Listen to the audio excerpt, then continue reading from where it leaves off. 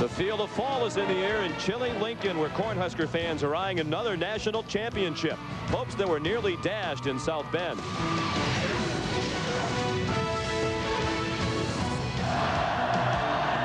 Here is a fake. A keeper by Eric Kraft. He's got a 5. He will score!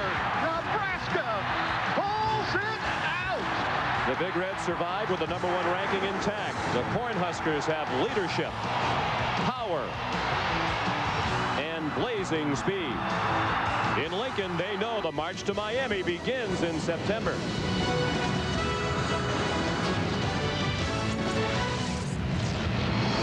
Memorial Stadium is sold out, as it has been for every game since 1962. Nearly 74,000 in a sea of red to watch the border clash between the Iowa Hawkeyes and the #1 team in the nation, the Nebraska Cornhuskers. Good afternoon, everyone, and welcome. I'm Sean McDonough. It's great to have you with us for this matchup between two programs coming into the ball game from opposite directions. Iowa has lost 11 in a row, a loss today, and they'll match the longest losing streak in school history. You have to go back to the dark days of the mid-'70s to find that 12-game losing streak. Meanwhile, Nebraska has won 8 in a row. I'm joined by Ed Cunningham. It is an 8-game winning streak, Ed, for Nebraska, but a close call in the last ball game 2 weeks ago against the Fighting Irish of Notre Dame. They've had a week off to deal with a couple of weaknesses that popped up in that one. And they needed that week off, Sean, to get some of the things in their special teams squared away. One of those things is directional punting. Dan Haydenfeld, who is a very rare 6th-year senior, against Notre Dame, his last 3 kicks were supposed to be kicked out of bounds. You can see his body pointed over to the right sideline. However, he gets a little draw on the ball and brings it back right to the middle of the field, where Joey Getherall gathers it up on the 17 yards and is off to the races. 317 yards of return for Notre Dame, put them right back in the ballgame, down 21-7. Getherall even throws a nice move on Haydenfeld. One of the things that they worked on was their direction on punting, but also they worked on their personnel during the off week and made some changes. Iowa's 0-3, losses to Kansas State, Western Michigan, and Iowa State. The players and coaches believe the Hawkeyes are better than they were during the 1-10 season of last year. One thing they'd like to do more often is get the ball to the tailback, Liddell Betts. Liddell Betts last year touched the ball. He rushed for 83% of their rushing yards. Much the same this year. 200 of Iowa's 222 rushing yards have been in this man's hands. Second team all Big Ten last year. He can make some people miss. If Iowa has a chance, it has to be with this guy and the ball in his hands. Frank Solich and Kirk Ferentz will be matching wits in this one. The head coach is ready as Iowa takes on Nebraska right after this.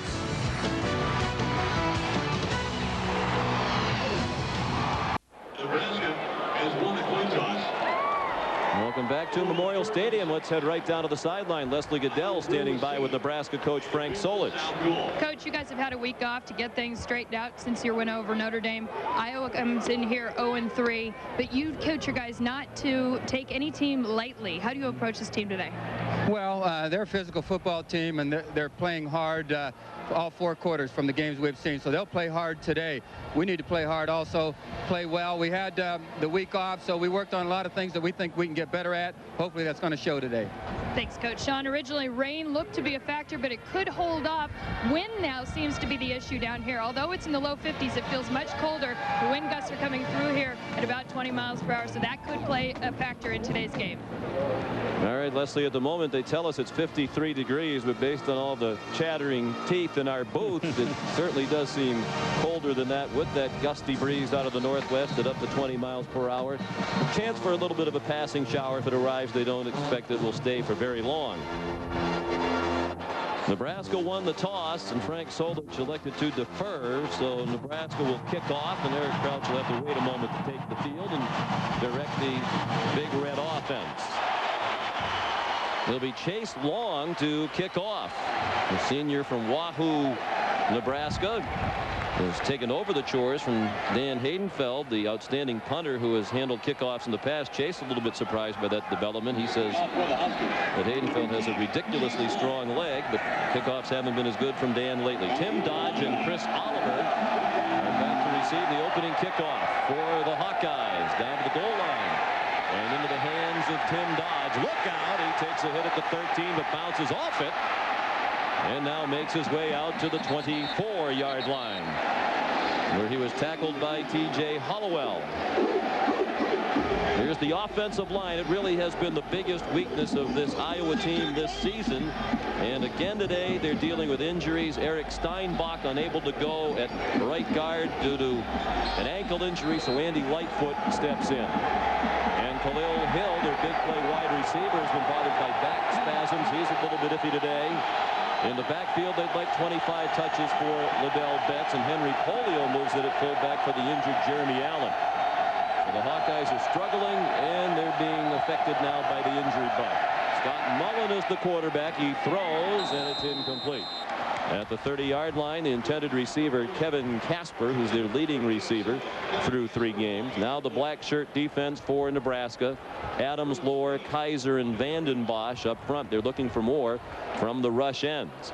Scott Shanley and Randy Stella were question marks at the beginning of the season. They are no longer. Carlos Polk, one of the best middle linebackers in the country. And in the secondary, Traber, Walker, Booker, and Sweeney. Defensive coordinator Craig Bohl told us yesterday, right now the secondary is the strength of the black shirts defense. They give it to Betts. He has running room outside. And he lunges near the first down marker across the 34-yard line, pursued out of bounds by Joe Walker, the Rover, the senior from Arlington, Texas. And very early in the ballgame, Iowa seeing a backup doing a nice job. Henry Polio, you mentioned, with the beginning lineups in there as a starting fullback because of the injury to Jeremy Allen. Got a great block on the outside linebacker to spring Betts. And those are the types of plays. Betts, not a great breakaway back, but he makes people miss, can move in and out. But Polio came in as a backup and threw a nice block on his first play in the game. An 11-yard gain for Betts and a first down. Obviously, as a 42-point underdog, a good start is essential for the Hawkeyes. Straight ahead, Betts into Nebraska territory and down to the 41. Well, we talked about some of the problems that Nebraska's had in the early season. It popped up against Notre Dame. The rush defense has not been very good this year for the Cornhuskers, and it is a problem again here early. Well, and right there, Randy Stella has Liddell Betts dead to rights. And Betts, when we talked to Craig Bohl, the defensive coordinator in Nebraska, he said, this is what scares me about Liddell Betts. It's not that he runs away from a lot of guys, but he makes a lot of guys miss. Randy Stella was right there in the backside cut zone, and Betts threw a nice move on it. 24-yard gain. Nebraska's giving up 189 yards per game rushing. Mullen in the flat. That's caught by Polio, the fullback. An impressive opening drive by Iowa. Polio down to the 29-yard line. A 12-yard pickup. Scott Shanley made the tackle. And that 189 yards per game on the ground allowed by Nebraska, that's 99th in Division 1A among 114 schools. And rather amazing when you look at a defense in Nebraska that 4 of the last 6 years have allowed under 80 yards rushing per game. So coming into this game, we talked about special teams at the outset. But right now, Iowa doing a nice job. Kevin O'Keefe told us they were going to simplify it. And we look at Craig Bohl, the defensive coordinator, but he hasn't simplified anything. They're pulling out all the stops. This time, very little running room for Liddell Betts. He went into Carlos Polk, Nebraska's leading tackler, with 13 through the first 2 games. Let's take a look at the Dell game solutions. With Iowa's offense, throw the ball quickly. San Jose State came in here with a 3-step drop approach and ran the draws very effectively. If you're going to throw in your Iowa, get rid of it. They've done that early. For Nebraska, they have to start to pressure without the blitz. The rush defensive ends, Craig Bohl told us, have not been getting enough pressure on the quarterback. They've had to pressure with outside linebackers. The defensive line has to start getting heat on the quarterbacks for Nebraska. 7 down and 9. Mullen had to throw quickly. Cutting across the middle, Casper down to the 24-yard line, where he was taken down by Deion Booker, the free safety. First catch for Casper. Scott Mullen looking for his first win as the starting quarterback at Iowa. He's 0-11 in his career. One of the things that Scott Mullen has been working on steadfastly through the whole fall, all of last year, his strengths are experience and improved mechanics, but he does have a weakness in that he holds on to the ball. Kevin O'Keefe, his conversation with us, he said that's the one thing I've been hammering him about, is get it out of there quickly. That time did a really nice job stepping into the pocket and getting rid of it. Play clock down to 1 as they got it off. No, they didn't get it off. Flags fly, delay of game against Iowa. Instead of 3rd down and 4, it's going to be 3rd and 9. snap delay offense.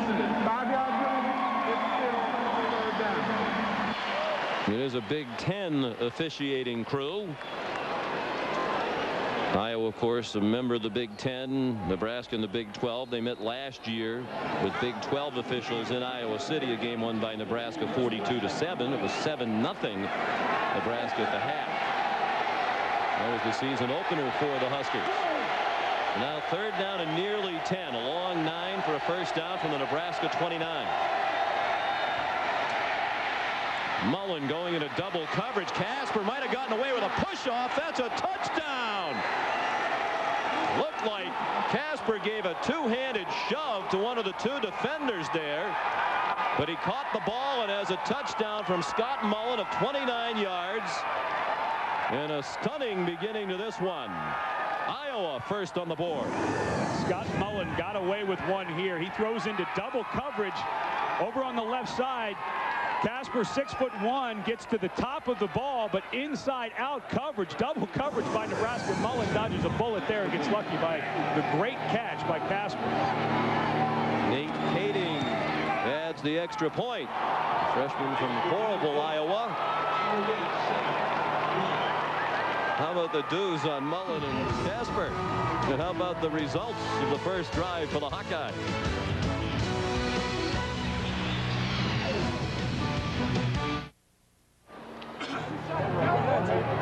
Kevin Casper, the senior from Burr Ridge, Illinois, with the touchdown reception, having a very impressive opening drive for the Iowa Hawkeyes. Now Jason Baker, who is their punter, will kick off. Joe Walker, the deepest of three Huskers, back for the kickoff. With the wind, Baker got it into the end zone, but Walker will bring it out from about 3 yards deep, and he won't make it to the 14-yard line. Driven back from the 14, George Lewis had the first hit on kickoff coverage for Iowa.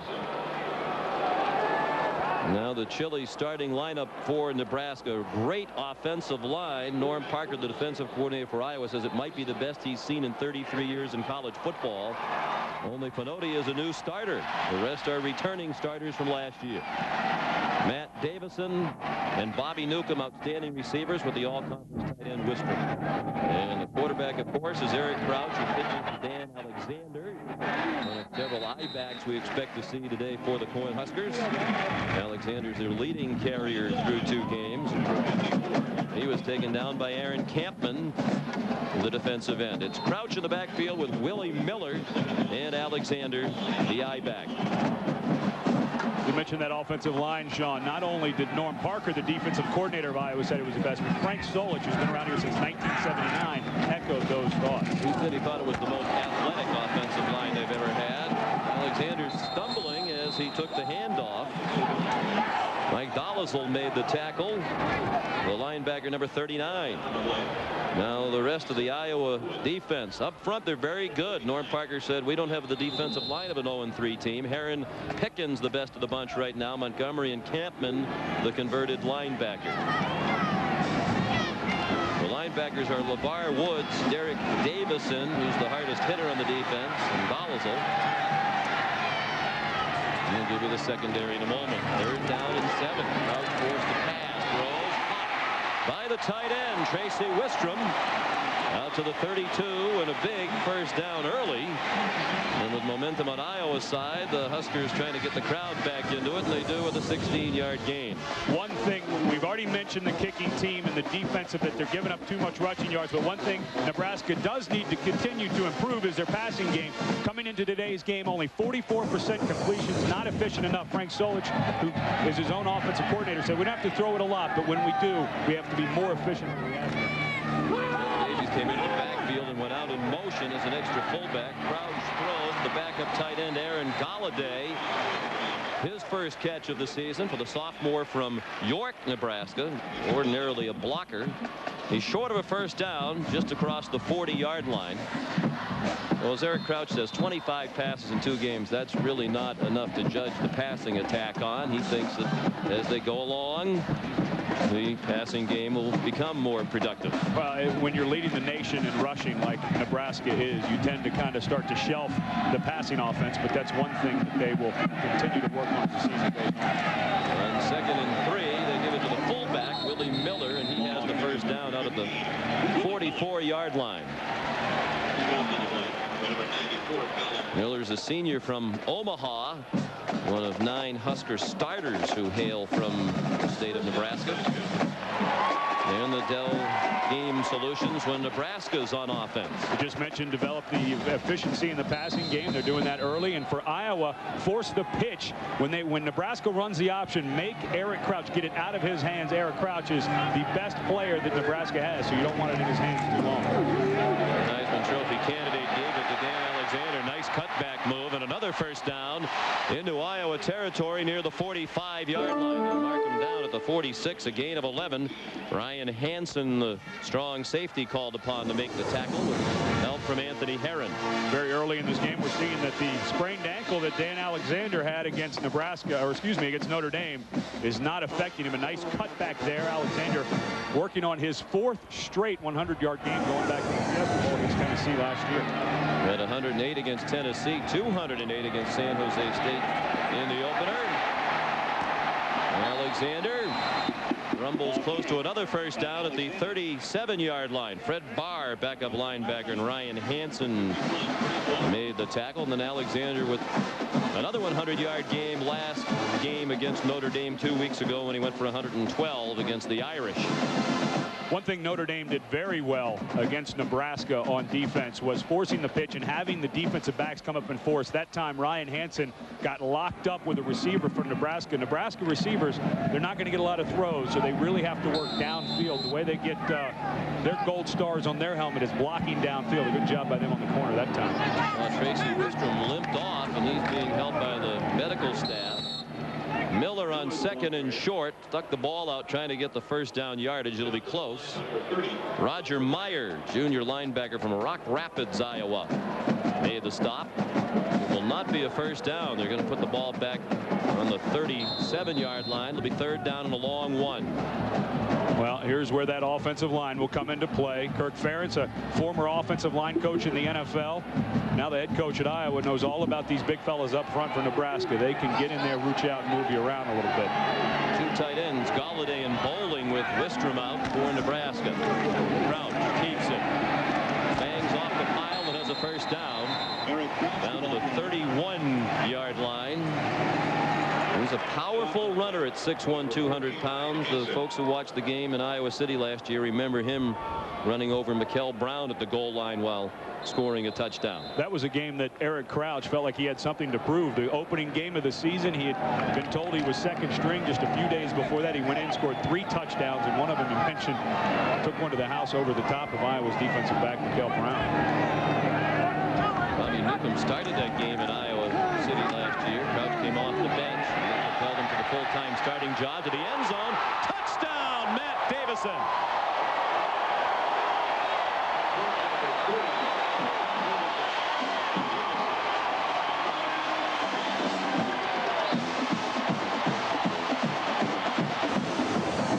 One of the best all-time receivers at Nebraska, quickly moving up the ranks of the all-time greats. Just a quick out and up, and what sold it was the run fake by Eric Crouch. Matt Davison pulls down his first touchdown of the year. If he leads the team in receiving this year, it'll be the 3rd time that he's done that. He'll only be the 3rd receiver ever to do that at Nebraska. Extra point up and good from Josh Brown. Matt Davison, the senior from Tecumseh, Nebraska, about 45 minutes from Lincoln, has tied up this game.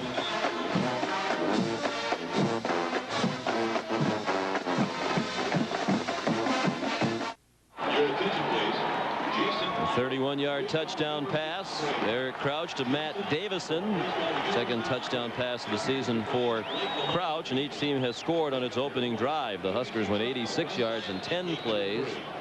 Davison's one of those guys that if he played in another offense where they threw the ball more often, we'd hear a lot more about him. A terrific talent. Chase Long with the kickoff. Down to Tim Dodge. Also a track man at Iowa. He can fly. high, and he flies all the way out to the 41. So even with the extra week of practice to solve the special teams problem, practice has not made perfect for Nebraska so far. T.J. Hollowell, another tackle and kickoff coverage, but that's a 40-yard return. They gave up 317 yards in kick returns against the Irish. And Frank Solich said in their week off, he worked this team as hard as he's ever seen a team work during an off week. They were in full pads 2 of the 3 days that they practiced, and a lot of that practice time was spent, he said, as close to full speed as we could in kick coverage. And right out of the gate, they still haven't solved the problem. They changed some personnel, changed schemes, and it hasn't worked so far. Liddell Betts thrown for a loss. Back to the 40 by Jason Lohr. Let's get an update at Times Square Stadium from John Saunders.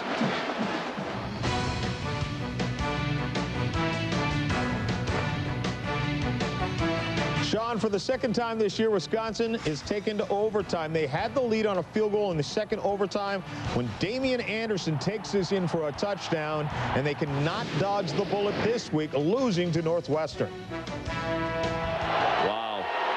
And John used the right expression. They've been dodging bullets, really thrown off track, it seemed, by all those suspensions. Wide open, Betts down the sideline and pulled out of bounds at the 37-yard line. Scott Shanley, the linebacker, saved the touchdown. Betts was wide open in the flat and went a long way before Shanley could take the angle to get him after a pickup of 23. Boy, Ken O'Keefe, the offensive coordinator for Iowa, is calling a sensational ball game. He mentioned that he wanted to get the ball 25 to 30 times to Liddell Betts, their best player. Khalil Hill, his star wide receiver, had some problems with back spasms before the game. Weren't sure if he was going to be able to go. What a fantastic game O'Keefe is calling so far. Nebraska fans have to be concerned about this black shirt defense. 6.5 to go. First quarter, 7-7 game. On the delay, Betts gets a yard. Those draws and delays worked well for San Jose State in the opener against Nebraska. Scott Shanley made another tackle. Monday Night Football, and what an appealing matchup this is with the Jacksonville Jaguars going into the RCA Dome to take on Peyton Manning and the Indianapolis Colts. That's at 9 Eastern Monday night. Under 6 left in the first quarter. 2nd and 9. Mullen, good protection from that offensive line. Deflected pass picked off by Scott Shanley. And he's banged down to the 45-yard line. Ryan Barton made the tackle. Well, the offensive line's been under heavy criticism in Iowa City, and deservedly so. But that time Mullen had a lot of time, and they still had it picked off. And you really can't blame Mullen for this interception. Going back across the middle. Good job of setting his feet. What a nice job by Carlos Polk, though. The middle linebacker came back. He had rushed to the right side, came back, got right in the face. And Mullen, there's no way he could have known that Carlos Polk was there. First career interception for the former walk-on Scott Shanley. He returned at 18 yards. On first down, Dan Alexander got knocked down by Anthony Herron. Let's get an update on Tracy Wistrom from Leslie. Sean, the good news is he's running along the sidelines. They're not quite sure what it is, and at this point they haven't determined yet whether or not he will be back, but he is looking quite mobile right now and running along the sidelines, so hopefully they'll see him back in here at some point. He's a big part of this Husker attack, the junior from Webb City, Missouri. Here comes the rush. Crouch got away from it. Sometimes you only get one chance to get Crouch. First down to the Iowa 40-yard line. Looked like he was dead to rights, well behind the line. Instead, it's a 13-yard pickup. Derek Davis and Ryan Hansen and Shane Hall all needed to make the stop on Crouch. And John, this is where you start to realize how smart a quarterback he is. There is one receiver in the route. When he sees that he's not open, he tucks the ball like a running back. A lot of quarterbacks would keep that out there, but Eric Crouch knew, I've got one option. He wasn't open. Protection breaks down. I now become a running back. I've got to tuck the ball away and protect it. And on that replay, great hustle by Ryan Hansen. He came on the safety blitz, missed, and ran all the way back downfield to make the tackle on Crouch. Crouch keeps on the option. reception and gets a yard to the 40. Ball carried by Crouch. Down to 4:45 left in the first quarter. 7-7 score. Colin Cole made the tackle on Crouch, a backup defensive lineman, sophomore from Plantation, Florida. Played last year as a freshman. That's a recurring theme. This coaching staff really did not inherit very much talent. They've been forced to use young players earlier than they would like, and Cole is one of them. Boy, you look down their depth chart, and even their 4 seniors that get on the field, they're not exactly grizzled veterans. 2nd and 9. Nebraska scored in its first possession. Driving again. Alexander threw a big hole. Flag thrown late in the offensive line. Alexander's first down yardage if the play stands. Defensive backs Shane Hall and Tim Dodge in on the stop, but it's a holding call against the Cornhuskers. I believe they're going to get Dominic Raiola, the All-American center, working one-on-one with Colin Cole, the nose guard, in there. That's where they threw the flag. You can see by the smile on his face, shaking his head. Holding offense. 10-yard penalty from spot of the foul. Replay, 2nd down. That face by Dominic Raiola just told us everything we needed to know, Sean. Right in the middle of your screen, working one-on-one with Colin Cole, the backup nose guard. Good job by Cole getting separation with that hand. And that right hand, no question, as Colin Cole came back to make the tackle, that Raiola had him in there. You know, Sean, you can get those hands in and grab a hold, but the minute that guy gets separation, you better let go or you're going to get snagged, especially when Alexander decides to run right by you. You can see the hand pulling the jersey. 2nd and 18. They give it off to Alexander. He's a powerful runner at 245 pounds from the I-back position. He's back across the 50 and down at the 47 of Iowa in the arms of Fred Barr. Season free agency move. The comedy hit Two Guys and a Girl has been added to ABC's Unstoppable brand new Friday. It all premieres October 6th starting at 8/7 Central.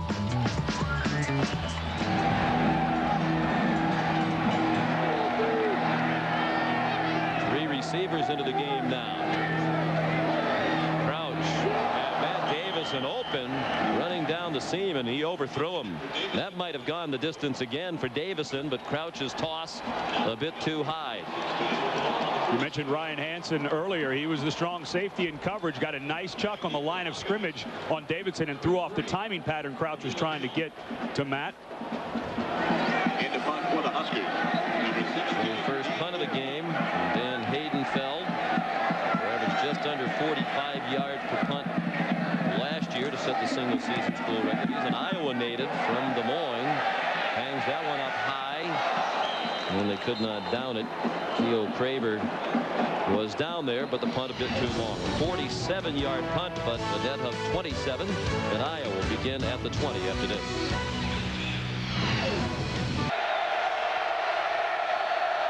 From the 20, 1st and 10, Iowa. The Hawkeyes have moved impressively on 2 possessions, and that ball's dropped by Ryan Barton on the money from Scott Mullen.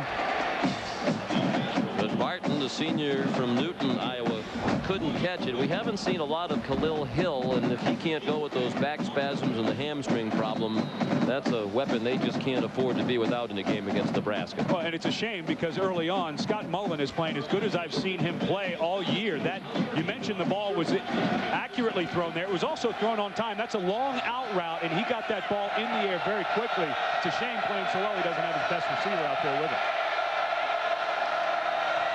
On the draw, Betts, his 6th touch of the first quarter. Carlos Polt pulled him down from behind at the 26, and it'll be 3rd down and 4 with 2 minutes and 37 seconds left in the quarter. If there's one thing that Kirk Ferentz, the head coach of Iowa, learned when in his time in the NFL was how to watch film. And San Jose State gashed Nebraska with that draw play, and Kirk Ferentz told his offensive staff, let's get that play in, and right there they picked up 6. Well, they're already playing for the most part without Khalil Hill, and if they lose this guy, Adell Betts, look out. He's being helped off as they tend to him. Let's check in again with John Saunders in Times Square Stadium. Sean, what a year it has been for Lou Holtz. 3-0 to start the season, looking to go 4-0. Phil Petty knocked out of the game, so Eric Kimry comes in and goes 25 yards to Jermel Kelly on his first play. 23-19 is the final. That's your Burger King update. Sean, back to you. Wow, some stunning results today. That one not as big a surprise, obviously, as the Wisconsin score. It appears the Gamecocks are for real. Mullen throws again, incomplete. Looking again for Barton. He had Keogh Craver all over him. Craver, a second-year starter, junior from Harleton, Texas. Well, the drop ball doesn't help. Losing Betts doesn't help. And they need all the help they can get. Now they need help from Jason Baker, their fantastic punter. 45.8-yard average coming into the game. He's 5th in the country. He needs to boom one and try to pin Nebraska deep.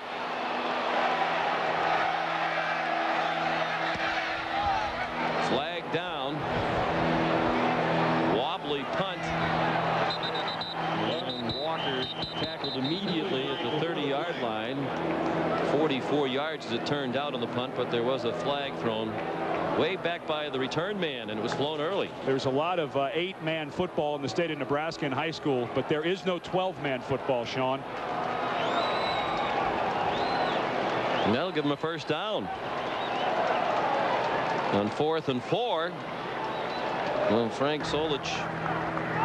Illegal participation on the receiving team. 12 men on the field. That's a 15-yard penalty from the previous spot. The result, first down. Well, that's one way to solve your special teams problems. Try an extra man if you can get away with it. Hey, Frank, you got the #1 team in the country. You're 42-point favorite. There's no need to get an extra guy out there against Iowa. I know you're tied at 7 with 2:07 left in the first quarter. But again, it's special teams that are kind of the problem for Nebraska. There's been a lot of argument in college football. There's not really a true #1. Florida State and Nebraska seem to be the two teams, but neither of these teams are flawless. Now Iowa back on offense with Robbie Crockett, the junior at tailback, with Betts out of the game after hobbling off a moment ago. This is Crockett. Nice move. And he's out to the 47, a gain of 6 on just the 3rd carry of the season for Crockett. Just 27 career carries now. Admittedly, Iowa hasn't played very well in the 2 years under Coach Ferentz, but they obviously don't catch many breaks of late, too. And to start this game, Hill goes down, Steinbach goes down, Betts goes down. You're not even out of the first quarter. And coming into the season, they had 2 offensive linemen who weren't even with the team. A guy who needed shoulder surgery, a guy who didn't qualify academically. So they started behind the 8 ball before the season even began.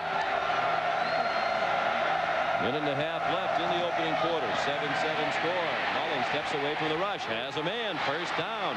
Kyle Trippier, the backup tight end, with his 3rd catch of the season. The senior from Las Cruces, New Mexico, picked up 14. And then number 14, Dion Booker, made the tackle. And this offensive line is doing one thing very well. They're keeping the middle of the pocket solid. The outside is collapsing, but the middle of Bruce Nelson, A.J. Blazik, and Andy Lightfoot at guard are doing a really nice job of keeping the front part of that pocket solid and giving Mullen somewhere to step up into. Here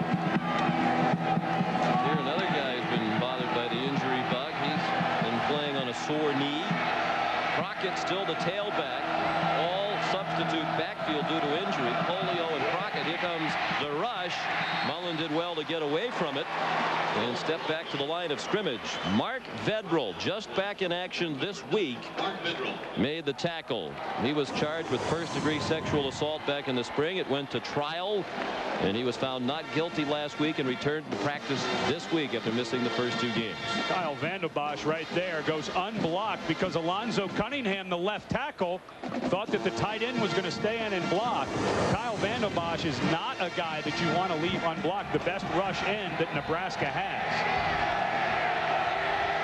Just 2 sacks in 2 games for Nebraska. They're setting up a screen in traffic. It's dropped, and that's probably a blessing for Iowa. Crockett dropped it with Polk right on top of them. And when we talk with the Nebraska players, Ed, some reasonable explanations for why they haven't had sacks. San Jose State, 3-step drops, a lot of screens and draws and delays. Notre Dame only threw the ball 15 times. Predominantly a rushing attack with Arnaz Battle. So they haven't had many opportunities, but against this offensive line, you'd expect them to have a lot of chances. Well, not only that, but they were looking forward to a drop-back type passer that Scott Mullen is. Mullen calls a timeout with a 3rd down play upcoming. 3rd and 10 from the Nebraska 39. Iowa has been more than competitive here in the first quarter. They've been in all 3 games. They've played a pretty tough schedule at this point. With Kansas State, one of the best teams in the country, a much improved Western Michigan team that nearly upset Wisconsin, and a better Iowa State team. But that was 3 wins in a row for Iowa State against Iowa, and that's the first time that's happened since the early 80s. I talked to Kirk Ferentz last night, and I said, what kind of schedule did you put together? You've got Nebraska and Kansas State out of the Big 12 plus your Big 10. He said, you can't blame me for Nebraska. You can blame me for Kansas State. I wanted to get my guys in here a little early, play that extra game. It's kind of like you have a bowl game, an extra couple weeks of practice. But he said, don't blame this Nebraska on me. This was on the schedule long before I was the head coach. And he also wanted to play Kansas State because Bill Snyder, the head coach there, like Kirk Ferentz, a longtime assistant on Hayden Fry's staffs at Iowa. Nice relationship between those 2 coaches and those 2 programs. Really played Kansas State a lot tougher than most people gave them a chance. They played that game at Arrowhead Stadium in Kansas City, and a couple of key interceptions. Tim Dodge had one, and Iowa almost shocked the world in that one. After the timeout, 3rd down and 10. Iowa to Nebraska 39. And movement. They were retreating before the snap. Looked like the center must have forgotten the snap because everybody seemed to be moving and the ball wasn't snapped. Sean, the center's never wrong. He always snaps it at the right time. The other guys have to know when the ball is snapped. Prior to the snap, ball start, offense. 5-yard penalty, it's still 3rd down. You know, Sean, I had the opportunity to play in this stadium when I was a senior at Washington, and there is one thing that you tell your quarterback not to do is audible. This crowd very quickly figures out when your quarterback is going to audible and the noise starts to come up. That time, there was not an audible, but just the snap count could not be heard by the center. Or else he forgot it. It seemed like everybody else heard it except him. I'm just making an excuse for it. Well, you're a center. You're covering for your guy. We understand. Now it's 3rd down and 15. Mullen under center. 3 receivers left, 1 to the right. Holio stayed in the backfield to help block. It didn't work. A sack for Chris Kelsey. And Randy Stella on the final play of the first quarter. 7-yard loss. What a surprising first quarter it has been. Iowa hanging right in there, playing the #1 team in the nation toe-to-toe.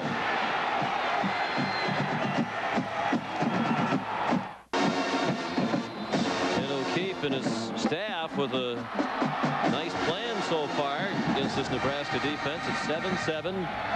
Jason Baker will punt for Iowa on the first play of the second quarter. With the wind now at his back, plenty of room for Joe Walker as he fields the punt near the 10. Going to go all the way across the field, breaks a tackle. Still breaking tackles and dragging tacklers with him all the way out to the 30.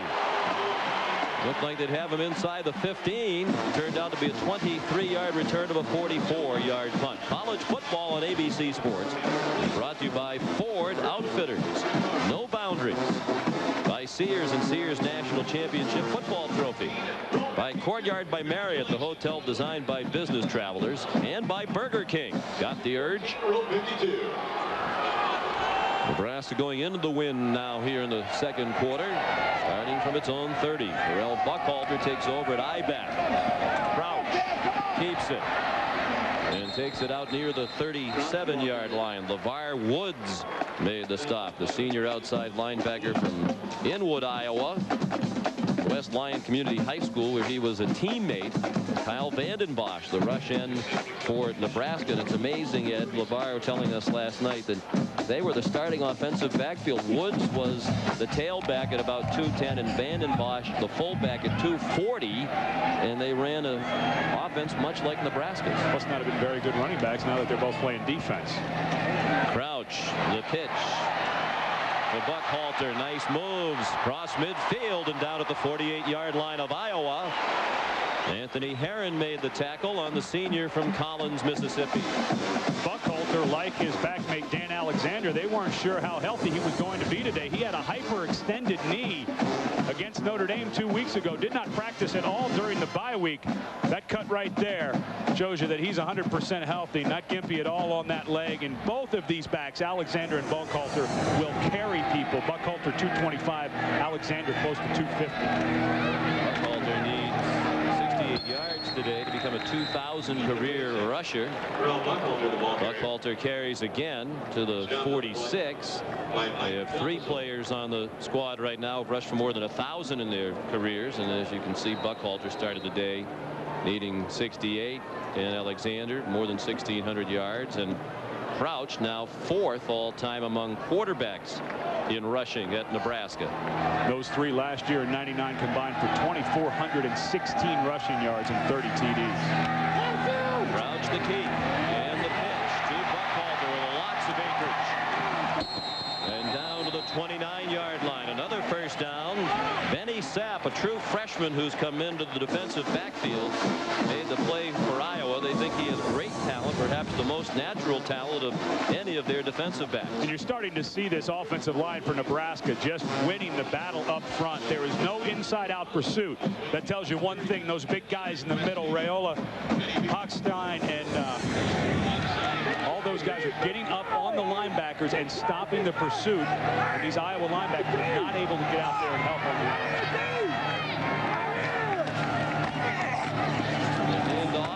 The fullback, Judd Davies. He's down to the 26. We're talking about Benny Sept, the true freshman who's into the ball game now, number 19 for Iowa. He is the cousin of Warren Sept, and sounds a lot like Warren. When I read this quote in the paper the other day from Benny, I have a great personality, and I like that about myself. Yeah, he must be hanging out with Warren quite a bit when he goes home to Fort Lauderdale. But another guy who, if there was a lot of depth on this Iowa roster, would probably not be out there playing as a true freshman. Effervescent personality in the NFL with Tampa Bay, and his cousin Benny obviously is as well. Terrell Buckhalter has another first down. Brian Hansen chopped him down at the 16-yard line. Hansen, first-year starter as a senior. Again, that'll tell you a little bit about what you need to know about the talent level in this Iowa program. They have just 14 seniors, and this staff recruited 3 of those out of junior college. So they have 11 seniors who've been in the program from start to finish. And another thing you can look at is there are 9 walk-ons in there 2 deep out of the 22. It's very thin. First down, Nebraska in a 7-7 game. The Huskers on the move. Buckhalter's giving them a real boost. Off the bench, Tim Dodge able to tackle him at the 12. Dodge, a converted wide receiver. Wide receiver last year, moved to cornerback this year. Still learning the position, according to Norm Parker, the defensive coordinator. But a guy that they needed to move over there. They had Casper, they had Khalil Hill already on offense and just needed extra help. And Tim Dodge is learning on the fly. That's very difficult as a junior to make that switch. Touchdown!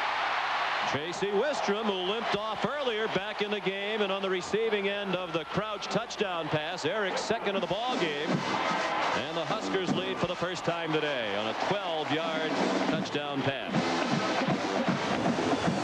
Wistrom is such a big part of this passing game for Nebraska because he has the ability as a big guy, 6'5", 235 pounds, to run by linebackers. That's Roger Meyer in pursuit, cannot keep up with the fleet-footed Wistrom.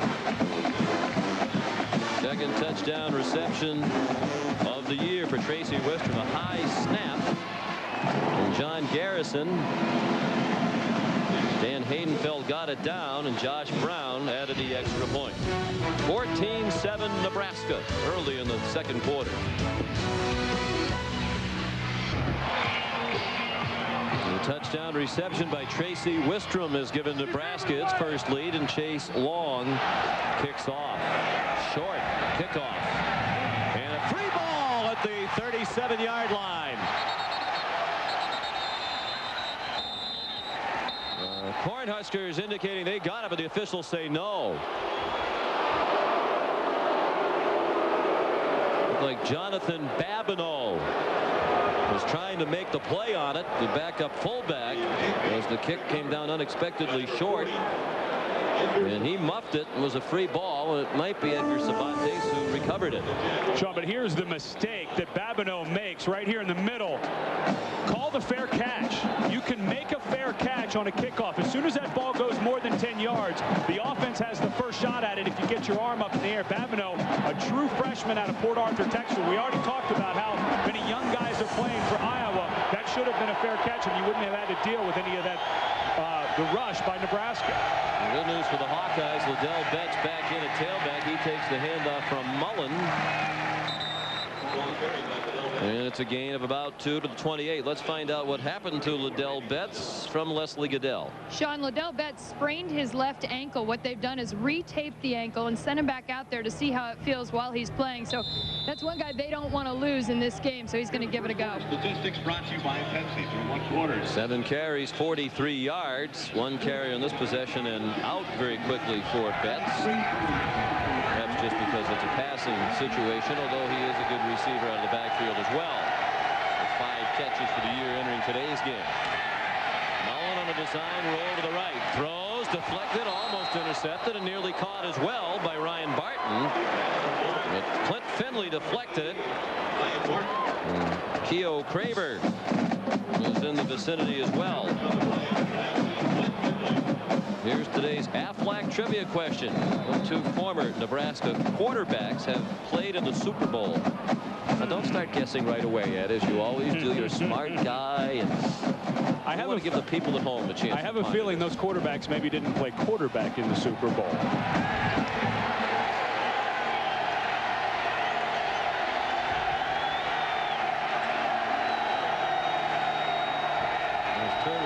Saw on the sideline, former Nebraska quarterback. Now in the coaching staff, Casper's wide open to the 35, the 30, the 26-yard line of Nebraska. Randy Stella, the linebacker, ran him down. Ball a little bit underthrown, or Casper might have taken that one all the way. But another big breakdown by the Black Shirts defense and a gain of 46 for Iowa. They asked the Black Shirt defensive backs to do a lot, and one of them is play almost exclusive one-on-one coverage. This time Keo Craver is one-on-one on Casper. Got caught peeking into the backfield. Casper went right by him, and Sean, you were right on the money. If Mullen would have got just a little bit of air under that ball, it would have been another touchdown for Casper.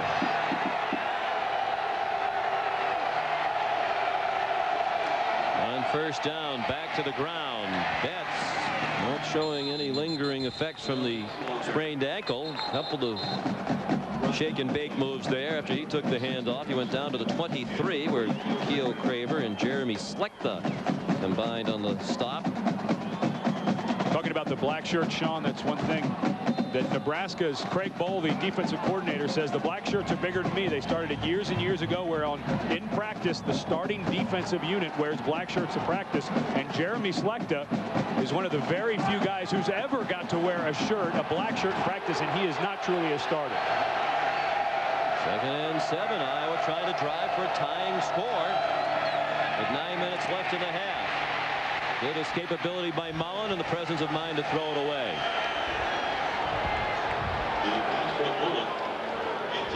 You know, Scott Mullen is under a lot of heat. You mentioned he's 0-11 as a starter, and the Iowa faithful getting a little tired, want to change maybe at quarterback. See if they can't bring in Kyle McCann, a junior who started quite a bit in his career. Kirk Ferentz has said, I'm going to stick with this guy. And Scott Mullen said, yeah, it hurts a little bit to hear this. And it's nice to see him come out on this stage on television against the #1 team. He's playing a really good ball game. Another 3rd down. down. 3rd and 7. Quick drop. Mullen gets rid of it. Incomplete. He was running out of time. He had to get rid of it when he did, or it was going to be a sack. Vanden Bosch knocked him down after the throw. But what fans sometimes forget too, Ed, is the coaches want to win every bit as much, if not more, than they do. They're at practice every day. They know who their best quarterback is. This guy is. Even with the crowd noise, I think he heard the footsteps of Kyle Vanden Bosch coming down. Nobody was open, and again, another blow. David Porter starting tackle, and alternating at tackle with Sam Aiello. Porter limps off. Aiello comes in. They're already without starting guard Eric Steinbach, and without the man who probably would have been their best offensive lineman this year, Ben Sobieski, who for the 2nd straight year has gone down for the year with shoulder problems. Nothing new. Last year they had to take 2 tight ends and move them onto the offensive line. So this is a revolving problem for Iowa. Nate Kading, the true freshman place kicker, a 40-yard field goal try with the wind at his back, and that's right down the middle. The Hawkeyes back within 4. It's 14-10 Nebraska in the 2nd quarter in Lincoln.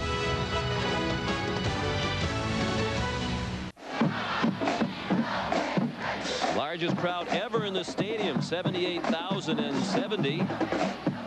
235th consecutive sellout, longest streak in NCAA history of that type, dating back to 1962. Bob Devaney's first year here, and they're surprised by what they've seen so far. Iowa just 4 points behind, nearly midway through the 2nd quarter. Jason Baker kicks off, and a good one with the wind.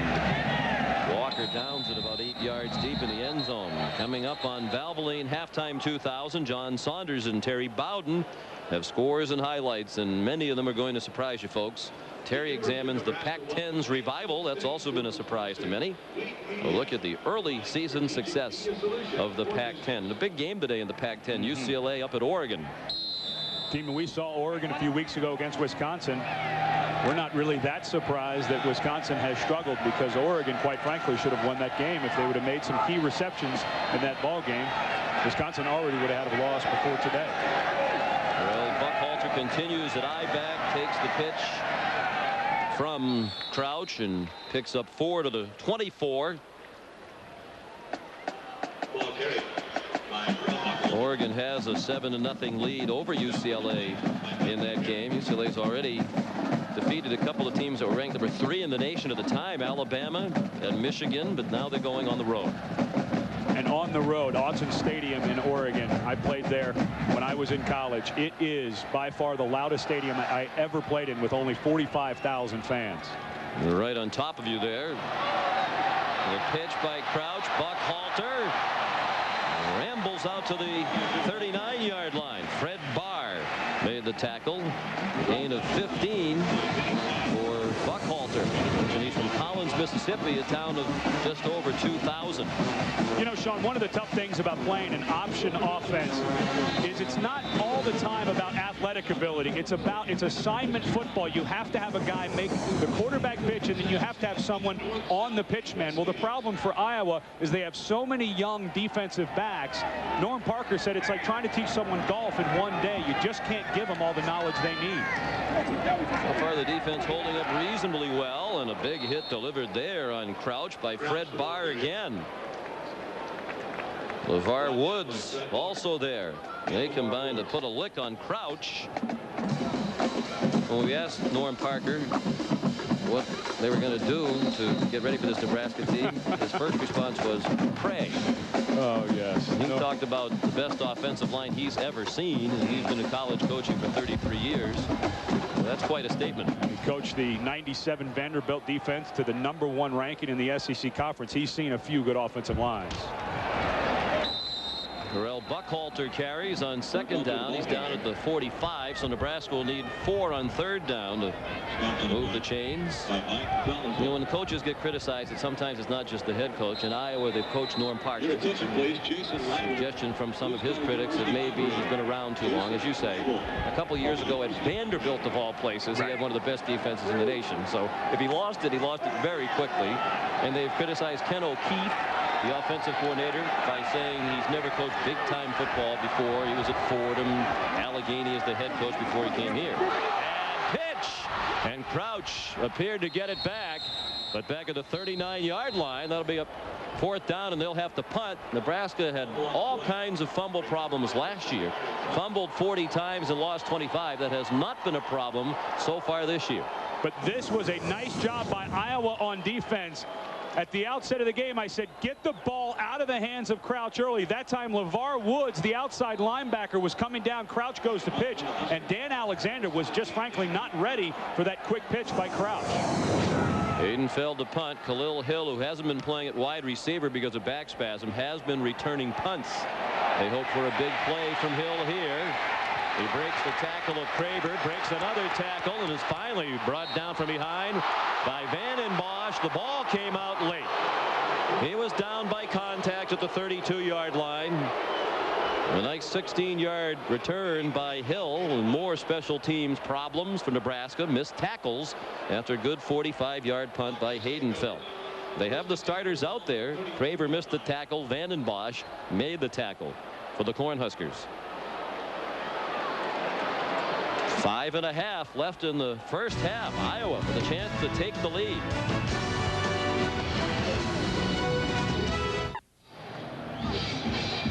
Back Nebraska up 14-10. One of the problems for the #1 Cornhuskers has been their punt and kick coverage. One of the things they did during their off week was make some of the starters start running down and covering kicks. Khalil Hill takes it. There's one starter. Keo Craver misses a tackle. Then DeJuan Gross. And then Kyle Vanden Bosch, a starting defensive end, Sean, had to come in and clean it up. Dell Betts, the ball carrier. Randy Stella made the tackle. Vanden Bosch, an Iowa native. One of 7 players on the Nebraska team from Iowa. Iowa doesn't have any Nebraska natives on its team. Vanden Bosch from Larchwood, Iowa. In high school, he and his brother Keith, who played at Northwestern, built a weight room in their garage. The facilities weren't quite up to par at the high school. Mullen, after a good fake, throws incomplete. Keo Craver had excellent coverage on Kevin Casper. You know, Sean, talking about Kyle Vanden Bosch, you mentioned LeVar Woods, the outside linebacker for Iowa, went to high school with him. And when I was talking to him when we had our conversation last night, I said, is it true that he built the weight room in his garage? And LeVar looked at me and said, yeah, Kyle's just a little different, likes to work out a little more than he probably should. He's been the Nebraska lifter of the year a couple of times, and in this program with the famous strength and conditioning program, that's saying a lot. You mentioned LeVar Woods was the running back. Vanden Bosch was the fullback in high school in Northwest Iowa. 3rd down and 9. Iowa's moved the ball crisply in this half, trying to avoid a 3-and-out. Black shirt defense showing blitz. They drop back. The 4-man rush. Mullen zings it. Complete for a first down.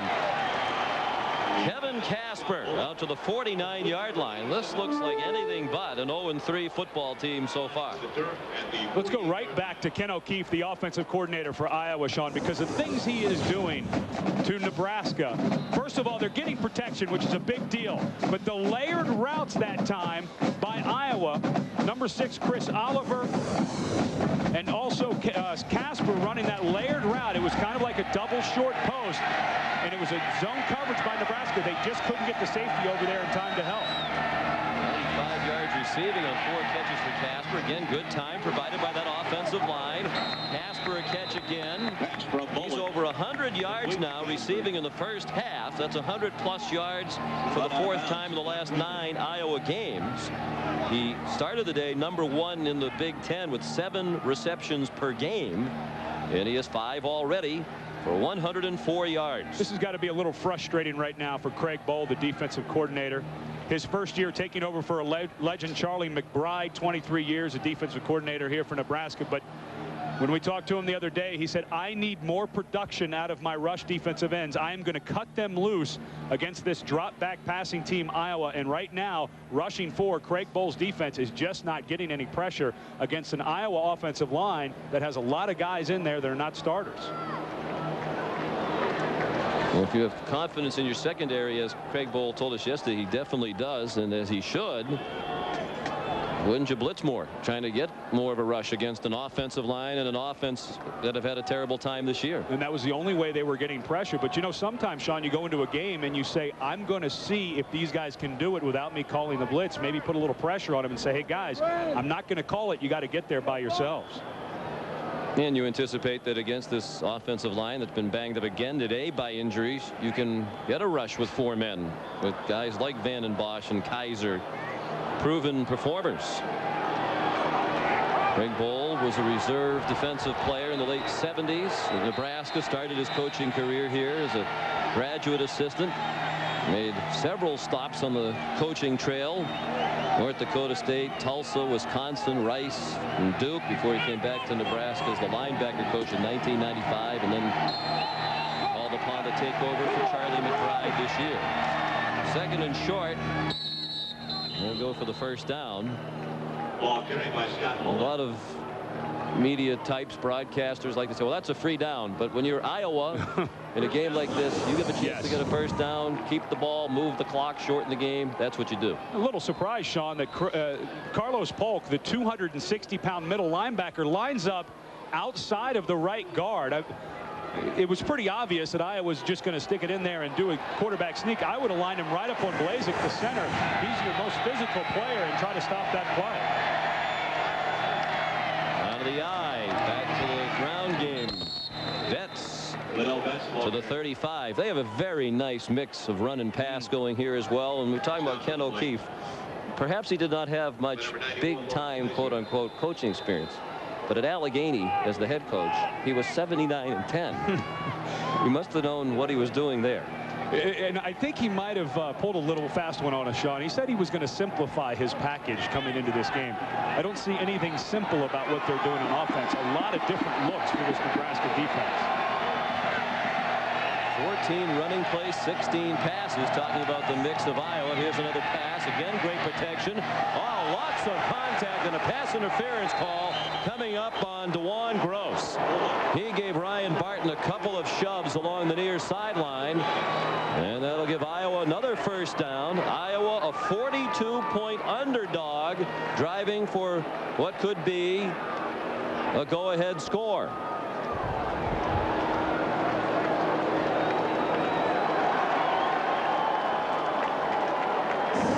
Good news for Gross. He might have saved a touchdown with this clear pass interference. Sean, he has pretty good. I mean, he doesn't bite on the fake. He's running with him. He's right there. There's just no reason to throw that hand in there. Now, if the ball's not in the air in college football, as long as you're even or in front of him, you can put your hands on him. But as soon as that ball's in, you can't knock a guy down like that. Gross had good position. Really no reason for that chuck. Here's the 3rd cornerback, but Craig Bohl told us yesterday we feel like he's a starter. He's a player of that caliber. Sophomore from Garfield Heights, Ohio, near Cleveland. Iowa at the 21. Betts staggered a bit after taking the handoff, but showed his power. I think took Joe Walker down to the 17-yard line. The ideal thing for Iowa would be to take this clock down to the very end of the half and score. They'll take their time, and you would assume, before the snap of the football, run that play clock down. Monday Night Football, the Jaguars and the Colts from Indianapolis. 9 o'clock, first appearance ever for Peyton Manning on Monday Night Football. That's in Polio, the backfield, on 2nd and 6. It's shifted out of the eye. The pass dropped. Well, that's Ryan Barton, Ed, who's dropped a couple, and he's getting this extra playing time today because they don't have Khalil Hill ready to go at wide receiver with the back spasms. But Sean, when Khalil Hill made that nice punt return to start this drive, it did not look to me like Hill was that banged up. If you can return a punt, I wonder why you can't be out there running routes. Well, Hill's out there now. Plays with the offense, which he's been involved in a big 3rd down and 6 from the Nebraska 17. 2.5 left till halftime. Flag down. Looked like the right side of the offensive line was moving. The crowd so loud that the Cornhuskers didn't hear the whistles, and Chris Kelsey actually gave Mullen a hit, and Kirk Ferentz wants a flag on that. They did give him a shot. Well, I mean, Mullen dropped back 20 yards. Prior to the snap, false start, offense. 5 yards, it's still third down. With Sam Aiello, the right tackle, out. Excuse me, that's the tight end. No, that's the. They have the empty set. There's so many different looks by O'Keefe, but Aiello, a freshman, gets out of his stance just a touch early, Sean, and they are going into the end zone that has 30% of the 74,000 fans. It's the biggest end zone stands I've ever seen. Lil Hill comes out. Aaron's still upset that Mullen was shoved by Kelsey 20 yards behind the line. 4 wide receivers.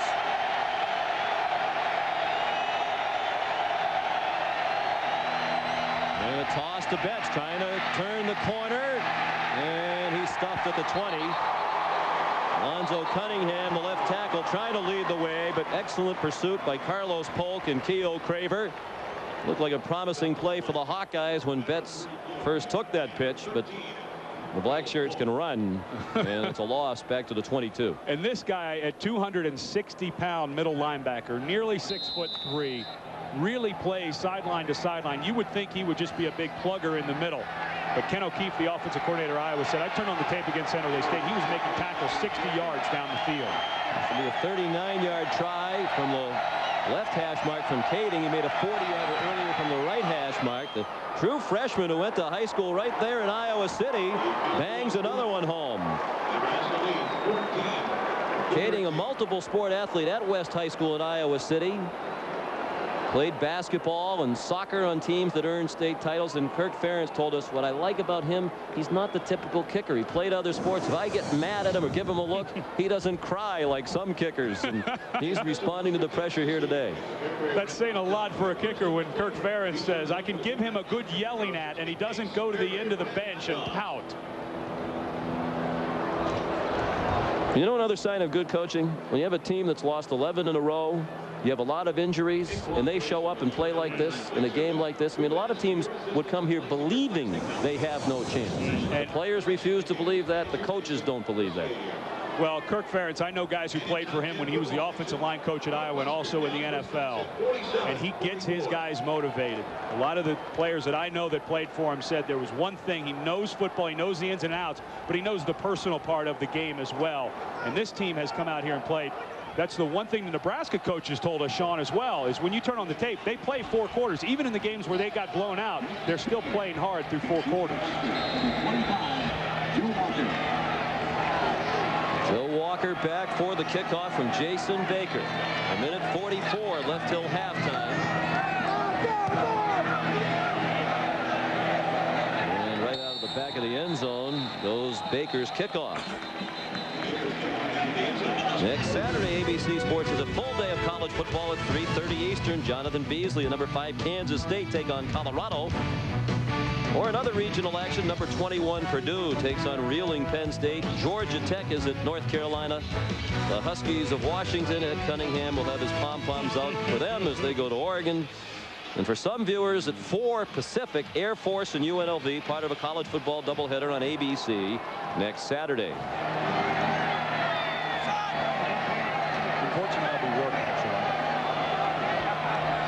Two tight ends in the game. Buckhalter juggling the football a little bit through that traffic up the middle. Gain of 3 to the 23. And the Huskers want to regroup. They don't look like they're in any hurry to take advantage of the time. We'll take advantage of the time to answer the trivia question. You have any guesses, Ed? No. Yeah, I'm drawing a blank question on this one. What former Nebraska quarterbacks? Vince Ferragamo, I think, is one. David Humm, never would have guessed that. Crouch the keep, and now the late pitch to Buckhalter along the sideline with a first down out to the 34. 1:05 left in the half. Jerry Montgomery banged him out of bounds. The junior from Mesquite, Nevada, second year as a starter. Talking about the black shirt defense of Nebraska and why this game is so close. It's been the big play, and we've talked about some of the deficiencies for Nebraska, the kicking game, but they've given up a lot of big plays coming into the game. 190 yards rushing per game. 1/3 of their rushing yards came on 3 carries in 2 ball games. Crouch had to get rid of it quickly. It was deflected and still caught by Bobby Newcomb. First touch today for Newcomb. And they have to find a way to get the ball to him more often. A guy with his talent and his speed. Another injured player. It's Benny Sept, the talented true freshman of whom we were speaking earlier. He went down a long way from the play. He's near the near sideline. The screen to Newcomb went to the other side. In this service, the field turf looks like grass, doesn't smell like it or taste like it, but it looks like it. But this is the first time that Iowa has played on this surface. We were a little worried about you when you were chewing on this stuff yesterday, grazing down there. What were you doing? I was confused. You look at it, you walk on it, you think it might be grass, but it's just not.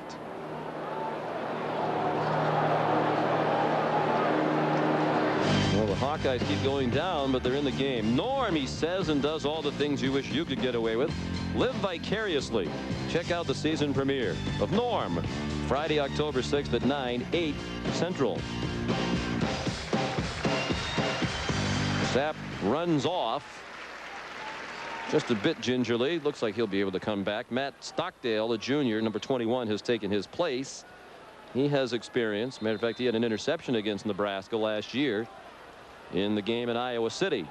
Sean, like the game last year, it was 7-0 Nebraska at the half last year in their opener, and then they got on track in the second half.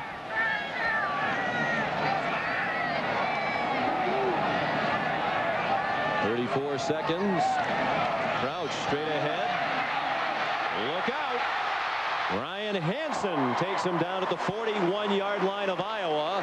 A 25-yard gain. 25 seconds left in the half. The clock on the corner of your screen just a little bit off. 25 seconds left. And a little confused. A nice play by Eric Crouch, but a little confused why Nebraska has not gone into some form of the hurry-up offense. Before this play snapped, when they got Benny Sept off the field, there were 50 seconds left in the half, and now they're down to 19, 18 seconds. I think they're rattled by what's happening here, Ed. Crouch going deep and incomplete. Looking for Wilson Thomas, who was in search of his first career catch. Double coverage there. The fans want a flag. Looked like the official was indicating the ball was uncatchable over the sideline. Tim Dodge had primary coverage on Wilson Thomas. Well, you probably could have called Dodge for that left hand. I don't know that Thomas could have made that catch, but it looked like the ball was thrown enough inbounds to make it. I'm not sure that that was an uncatchable ball. What are we doing? Thomas, a sophomore from Omaha of North High School. He didn't play football until his junior year in high school. 10 seconds left in the half. Crouch escapes once, but not twice. Roger Meyer took him down in a quick timeout called by Nebraska with 4 seconds left. Aaron Campman put the heat on Crouch, forced him to step up, and then a solid tackle made by Meyer. I don't understand the clock management here at the end of the half. You have 4 seconds on the 43-yard line. Too long to try a field goal. You're just going to have to heave one into the end zone. Hail Mary. They had 3 timeouts before they took this one, Sean. They had a lot of time to go down the field and at least attempt a field goal on this drive. Well, I think the only explanation is the way it's gone. They're just not a real confident bunch right now, not exuding the swagger of Husker teams past, what you'd expect of a #1 team in the country. Bear in mind, they were about a 2-touchdown favorite against Notre Dame. A lot of people thought they'd go right in there and blow away that Notre Dame team. As it turns out, Notre Dame might be better than most had expected. But certainly, very few people thought this would be a competitive game at the half. But what has made it competitive is this Iowa offense that Ken O'Keefe and Kirk Ferentz have brought in here. They told us they were going to get simple. There's been nothing simple about what they've done. They haven't run a lot of different plays, but a lot of different looks, formations, and it's kept Nebraska's defense on its heels the entire first half. This will likely be the last play of the half. 4 seconds left. 3 wide receivers in the game. As far as Iowa, a few more folks back away from the line of scrimmage. You'd expect a Hail Mary type play here. They throw toward the end zone. It is caught by Matt Davison. Touchdown, Nebraska.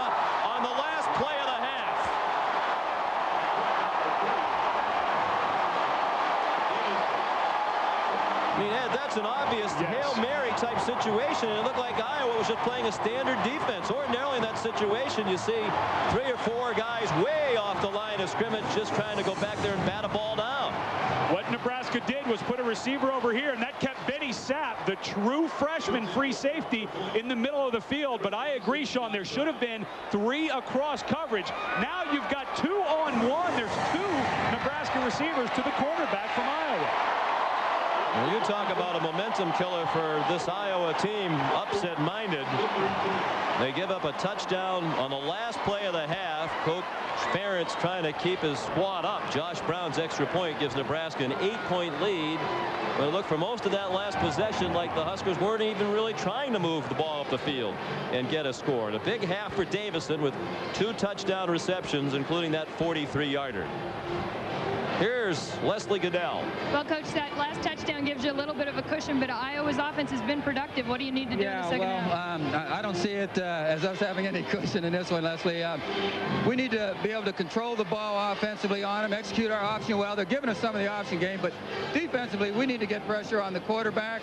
We need to get some turnovers and certainly not allow them to stay on the field as long as they've been on the field offensively. Great. Thanks a lot, Coach.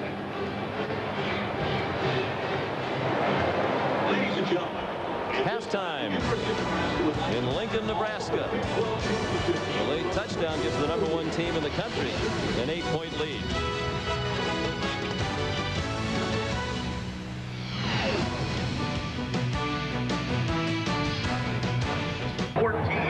Back in Lincoln at halftime, it's 21-13. Nebraska, 42-point favorite coming in. The #1 team in the country leading by only 8. But Ed, if you're the Iowa Hawkeyes, you have to feel like you should just be down 1. Inexcusable to give up a touchdown on the last play of the half. It's almost like they got caught by surprise. It looked like Nebraska was just going to try to run out the clock. With 4 seconds left, Nebraska lines up to go for the Hail Mary. Iowa runs a corner blitz. I don't know why they didn't have 3 safeties back, and Benny Sept, a true freshman, is there trying to cover 2 Cornhuskers. Matt Davison makes a wonderful catch, but Sean, being down 1 instead of being, and now being down 8 going into halftime, that was a big momentum switch.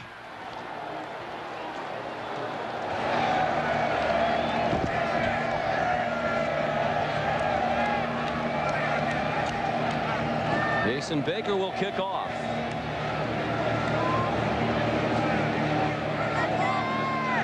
He'll have the wind at his back. Nebraska won the coin toss to start the game and deferred. Not a very good kick by Baker. Deontay Grigsby runs it back. Not a good kick, but excellent coverage by the Hawkeyes. Dallas Clark, a reserve linebacker, down there to make the play. Here's Leslie. Sean, I spoke with Coach Ferentz just a second ago, and he said that although they have been playing well in the first half, they've got to stop giving up the big plays. Speaking of the touchdown right before the half, that's what's been hurting them all season. He said the guys were great in the locker room, though, and they plan on coming out and attacking Nebraska in the second half, and they still plan on winning this football game. On the 14-yard line, Eric Crouch, the quarterback, threw just 8 times. The handoff to Dan Alexander. Breaking tackles out to the 22. Ed, you have to figure that the first possession, this possession, is key for Iowa. Nebraska goes down the field and scores, goes up by 2 touchdowns. Then momentum is really on the Cornhusker side. Well, and the replay that we showed of that heartbreaking touchdown by Nebraska. I mean, Iowa, Sean, we were talking about at half. If you just came to this game and you didn't know who was #1 and who was unranked and who was a 42-point favorite, you'd have thought these were 2 evenly matched teams. Just a shame that Iowa had to go in the locker room for that happen. Here's Crouch with a lot of open space. He can fly all the way into Iowa territory at the 38-yard line.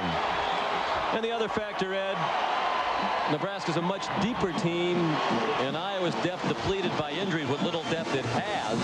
So if this gets down to a wear-em-down match in the 4th quarter, obviously Nebraska has a big edge.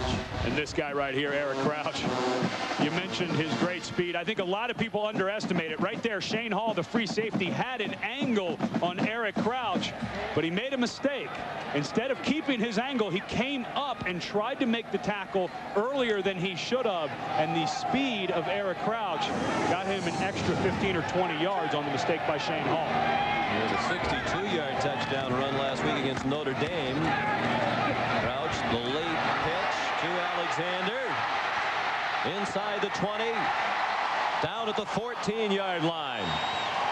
This is what these fans expected to see throughout this game. Big chunks of yardage being ripped up by the Huskers. That one goes for 22. Great block downfield by the big tight end Aaron Galladay, 6'4", 285 pounds. He ties up Ryan Hansen.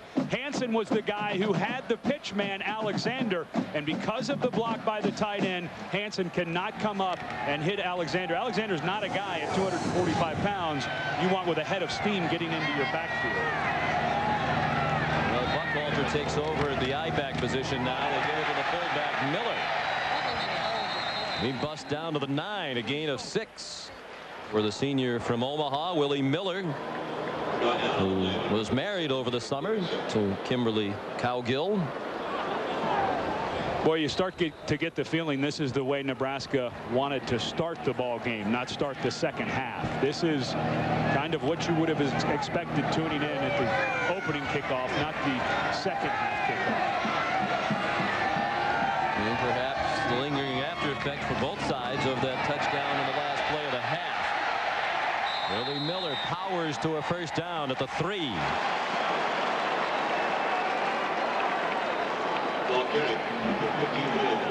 It'll be first and goal. The long run by Crouch moved them up to number 3 on the career rushing list among Nebraska quarterbacks, past Scott Frost.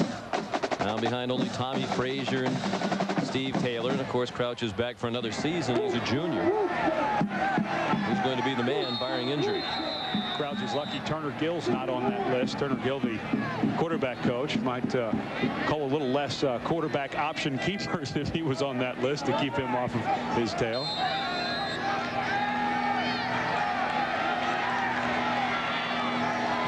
First and goal.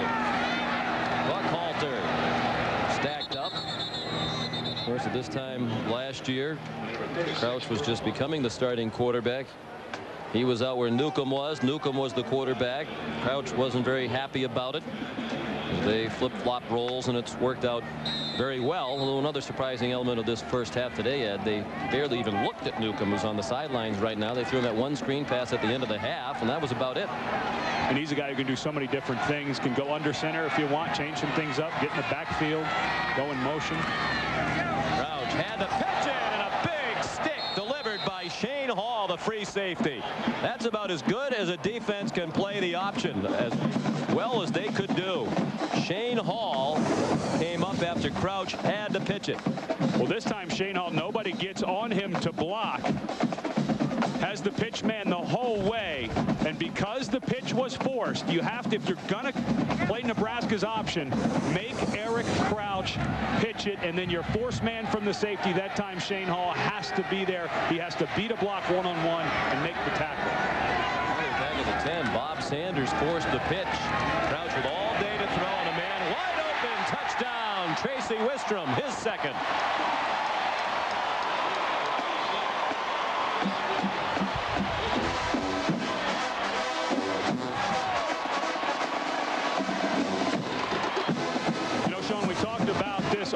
You don't have to throw it a lot, but be efficient. 2 tight ends set. They're going to cross through the middle. So very difficult to cover this for any linebacker to chase Wistrom across. The play fake sucks in the linebackers. Wistrom wide open, and there's no way that the safety is going to get over the top to get to that. Maybe they should let Crouch throw more often. Brown adds the extra point. Crouch has thrown 9 passes, 7 of them completed, 4 for touchdowns. 2 to Davison and now 2 to Wistrom, and Nebraska has a 15-point lead.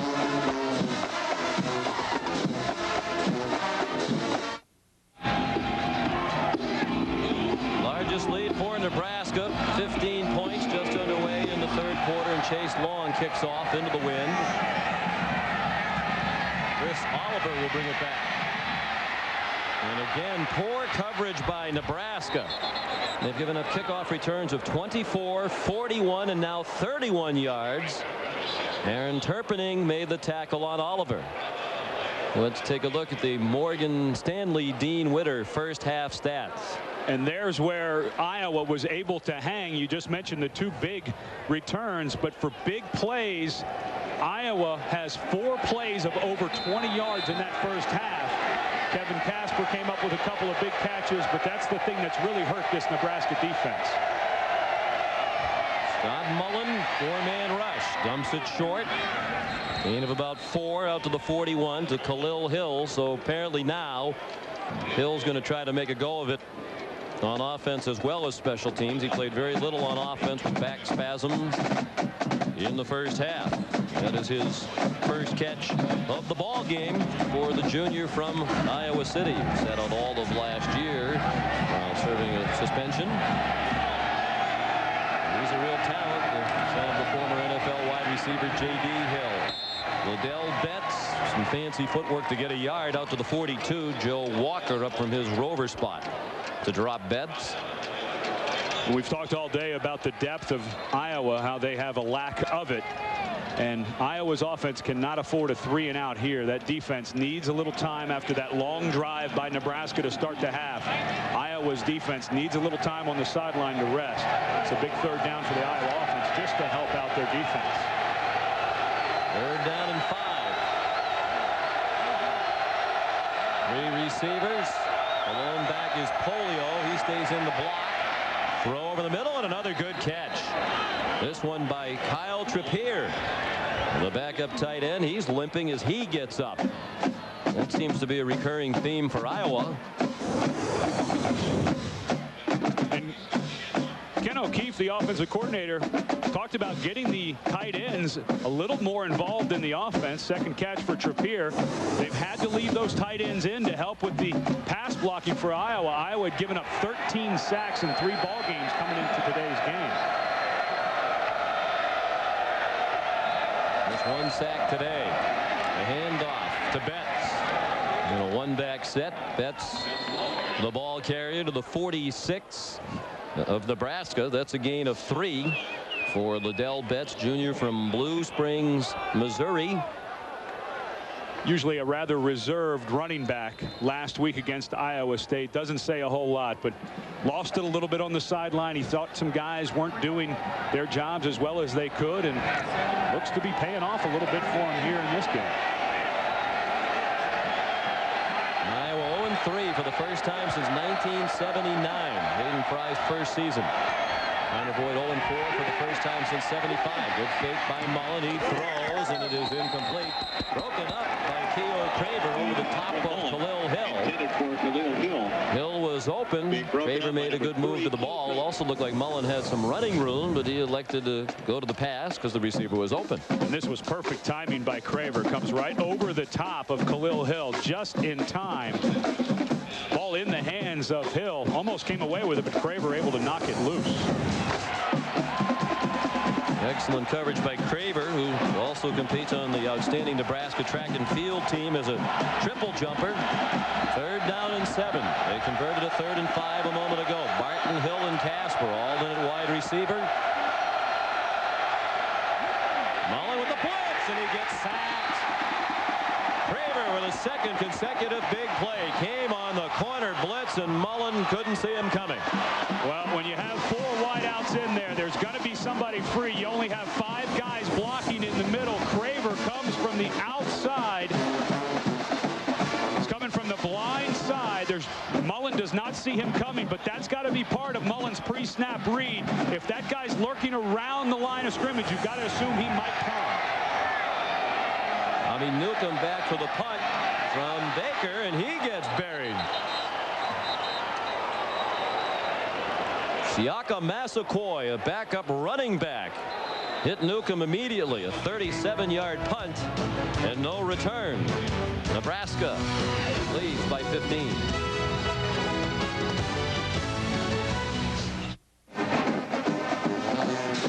McDonough, Ed Cunningham, Leslie Goodell. Back in Lincoln, Nebraska, largest crowd ever in the stadium, more than 78,000. It's been a struggle for the #1 Cornhuskers. Trailed early. Led by 1 point until the final play of the first half. Scored on the impressive opening drive here in the second half. And here's Alexander on the move. All the way out to the 45-yard line. Mike Dollizel made the tackle. That's a gain of 26 for Dan Alexander, and they are picking it up in big pieces now. Watch the big fella, 335-pound left guard, Toniu Finoti. We talked about how athletic this offensive line is. Toniu goes 6'4", 335 pounds, and runs very well. A second-year player, played as a true freshman. One of 4 guys on this team from Hawaii. Nebraska now dipping into the Pacific to get some of their players. And a handoff to Newcomb. Flag down to the line of scrimmage. Newcomb slipped down after crossing midfield to the Iowa 47. There was a flag thrown right along the line of scrimmage on the near side. Talking to Frank Solich about what happened. How did he start getting players from Hawaii? Dominic Raiola, the center, was the first scholarship player that they ever had at Nebraska, and now they have 4. He said once one of the guys came from the islands, everyone else said, okay, must be a good place to go. And illegal so formation, less than 7 men on the line of scrimmage, offense. 5 yards from the previous spot, replay, first down. Obviously, they came for the weather. Doesn't get much nicer than Hawaii. You know, it's funny because he said, apparently they've heard about us in Hawaii. I said, Coach, you won 3 national titles in the 90s. Pretty much everybody in the United States is going to have heard about your program. If you follow college football, there's a good chance you know about the Cornhuskers. Yeah. Well, the gain negated, 1st and 15. Crouch avoided the hit behind the line. And gets 11 back into Iowa territory at the 49-yard line. Finally, Mike Dollizel made the tackle. Boy, you get the feeling with Eric Crouch every time he tucks the ball away and runs that he could take it all the way at a 62-yard touchdown run, which tied his career best 2 weeks ago against Notre Dame. But this is a guy who really can do it all in the mold of all the quarterbacks now that we're seeing. Michael Vick, Marcus Tuiasosopo up at Washington can throw it, and also when he tucks it, make a lot of people miss. 98 yards rushing down from Crouch and 4 touchdown passes. Another flag, a couple of flags down. Finally, Alexander down. He bounced off Fred Barr, and Ryan Hansen and Dollizel had to make the tackle. Mike Dollizel seems to be in on every tackle right now for Iowa. And let's check out the flags. There are 2 of them very close to each other along the near sideline. I believe they got Willie Miller, the fullback, on a hold as he was going one-on-one with a linebacker.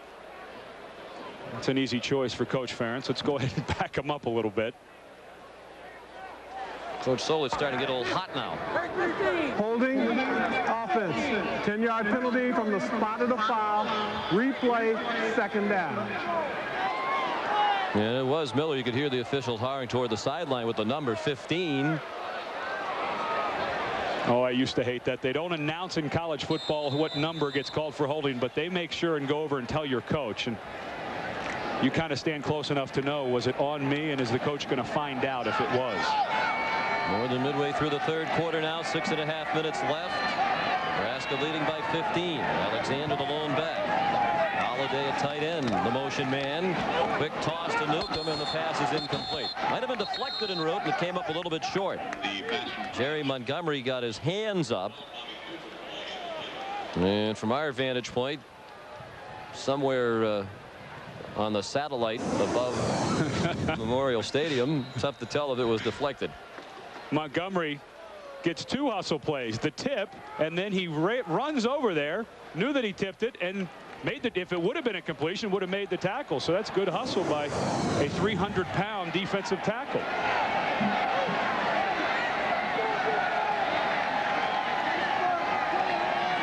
Another shotgun, 3rd down and 15. A design quarterback draw, it seemed, and Roger Meyer wasn't fooled.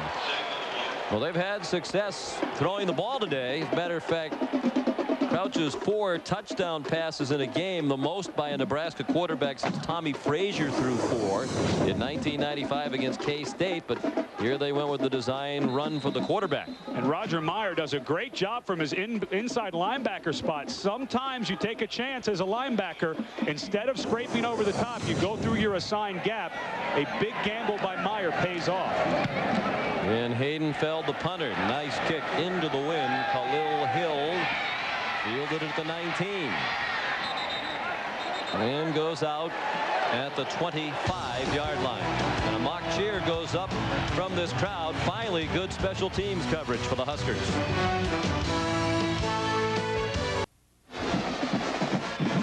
Theo Craver in the black shirts defense back on the field. Craver was the main man in their last defensive series with 2 consecutive big plays. Shows good versatility, coverage, and then comes on the corner blitz. One of the few blitzes that Craig Bohl, the defensive coordinator for Nebraska, has called. Every time he's called it, it seems they've gotten to Mullen and made him get rid of it very quickly. We talked about in the first half, surprising that they might not blitz more given the struggles of this Iowa offensive line all season long. Mullen's pass incomplete. Short hopped into Kevin Casper, who does not argue. He was open, but the ball just a little bit short from Mullen. They go right back at Craver, and Casper runs a really nice route. He got to feet, gets through his arms to the ground. A good call by the official, but Casper does a nice job of running off Craver, and he doesn't make his cut until he thinks Craver's about to turn and run with him on the go route. Casper, the former walk-on, at 60 catches last year, the most by an Iowa player since Marv Cook, the outstanding tight end who went on to the NFL. Marv at 63 in 1988. Look out in the backfield. Betts. Great effort just to get back near the line of scrimmage. Outstanding penetration. The Nebraska defensive front. Mark Vedral made the tackle. Carlos Polk was up there. But that's one of the few times today this Iowa line has had difficulty. They've turned in a great performance. And this is not a blitz by Polk. This is him just reading the draw. Does a good job of getting upfield, but cannot make the tackle. And give a lot of credit to Liddell Betts. That's one thing he is able to do, is make that first guy miss. 3 wide receivers on 3rd down and 11. They bring heat again, and the blitz works. They rushed 5, and Vanden Bosch got to him. A little extra help on the rush that time. Kyle Vanden Bosch with the sack. And it was the blitz by Carlos Polk over the right side of the offensive line that forced Mullen over in the waiting arms of Kyle Vanden Bosch. You bring the blitz, you would expect the linebacker to get there, but it pays off for a defensive end as Polk, the linebacker, forces him into his arms. Baker to punt. This one off the side of his foot. Didn't get up into the breeze to take advantage of that wind at his back. Newcomb trying to reverse his field. Great pursuit on the play by Roberto Ricards, who chased him virtually sideline to sideline, wouldn't let Newcomb turn the corner. 47-yard punt and a 4-yard return. College football on ABC Sports is brought to you by Chrysler. We're reinventing the passion for driving. By Valvoline Max Life, the first motor oil formulated for higher mileage engines. By FedEx. FedEx, be absolutely sure. And by Chili's. I want my Chili's baby back ribs only at Chili's.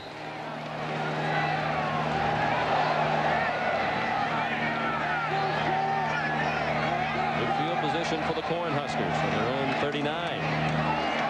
Buckhalter. Those holes getting larger against this tiring Iowa defense. Dolezal again on the tackle. All of a sudden, as we said a moment ago, Mike seems to be in on every play. The junior, Minnesota native, who was a first-year starter as a junior. We talk about athleticism. We just saw this play on the last drive where Finotti pulls out, gets just a great block on number 37 for Iowa, Derek Davison. Davison giving up over 100 pounds to Finotti, but Finotti really very athletically gifted for such a big fella. Born in American Samoa, homesick last year, far away from his family in Hawaii. A fake razzle-dazzle play. Buckhalter kept the ball and was tackled by Derek Davison in Iowa territory at the 44. A gain of 7. for Buckhalter. I know one person who'll be tuned in Monday night. Me. That's going to be a great game. The Jaguars and the Colts, when they're on, two of the best offenses in football. And two of the quarterbacks, young quarterbacks in that league that make it fun to watch offense. Mark Brunell and Peyton Manning of Indianapolis. Brunell, a teammate of mine in Washington. Just did get the handoff to Judd Davies, the redshirt freshman from Omaha, out of Millard North, the same high school that produced Eric Crouch. And we chatted with Frank Solich, who doubles as the offensive coordinator yesterday. He said Davies is going to be another great Nebraska fullback in the mold of so many of the greats of the past. Tom Rathman comes to mind. 240 pounds. Judd Davies, and short. That's the way they like him. Get that power in there. He was the 1998 Nebraska High School Football Player of the Year. On third down and short, Crouch has the first down, then pitches it. And a few extra yards picked up by Buckhalter. Not many, as he stepped out of bounds back at the 38-yard line. One of the Ryan Hansen pushed him out. One of the very difficult things getting ready to play Nebraska's offense. You have to get ready for the option, but they have so many different options that they run. They have the triple threat, where they look at the fullback, then the quarterback has the option of keeping, and then he has the option of pitching. That was a speed option where Crouch just tries to get to the end of the line of scrimmage, and with his speed gets there in a hurry. Crouch ran track in the offseason. That's a great way to keep in shape. It also helps him with longer strides down the middle. Newcomb's open. Fighting for an extra yard or two to the 14-yard line. First down, Nebraska. Well, they were hoping with the off week the passing game would be better, and it has been outstanding today for the Cornhuskers. You know, a lot of times an option quarterback doesn't look very natural throwing the ball. That is not the case with Eric Crouch. Sets his feet and fires a bullet to Newcomb. And watch Newcomb after he makes the catch. A lot of times guys are so concerned about just bringing that ball in, but Newcomb able to see Iowa defenders closing and him sidesteps them for a couple of extra yards. But just a nice throw by Crouch. Not a tight spiral, but it got there in plenty of time. Roger Meyer finally able to wrestle him down with help, and Anthony Herron's down on the field near the line of scrimmage. Another key starter, second-year starter, senior from Bolingbrook, Illinois. Norm Parker, the defensive coordinator, told us this week that when he's healthy, he's as good as any defensive lineman they have. He has been banged up a little bit lately, and it looks like they're checking his left knee right now. Tied for the lead in the Big Ten with 2 forced fumbles on the season. So here's another guy we've talked about. They can't afford to lose anybody, Sean. It doesn't matter who goes down for Iowa with this problem with the depth that they have. And it's not for a lack of strength and conditioning. There's Norm Parker, 33-year college coaching veteran. Boy, the job he did at Vanderbilt. He was there from 95 to 98, and they were in the top 30 every year in the country. And Michigan State before that. He's familiar with the Big Ten. He talked about how the Big Ten has changed just in a short period of time while he was out of the league. That's the pitch, fumble, and Iowa recovers. Buckhalter couldn't handle the pitch, and Jerry Montgomery came up with the football for the Hawkeyes. Well, that was a break they desperately needed. Looked like Nebraska was on the way to a 3-touchdown lead.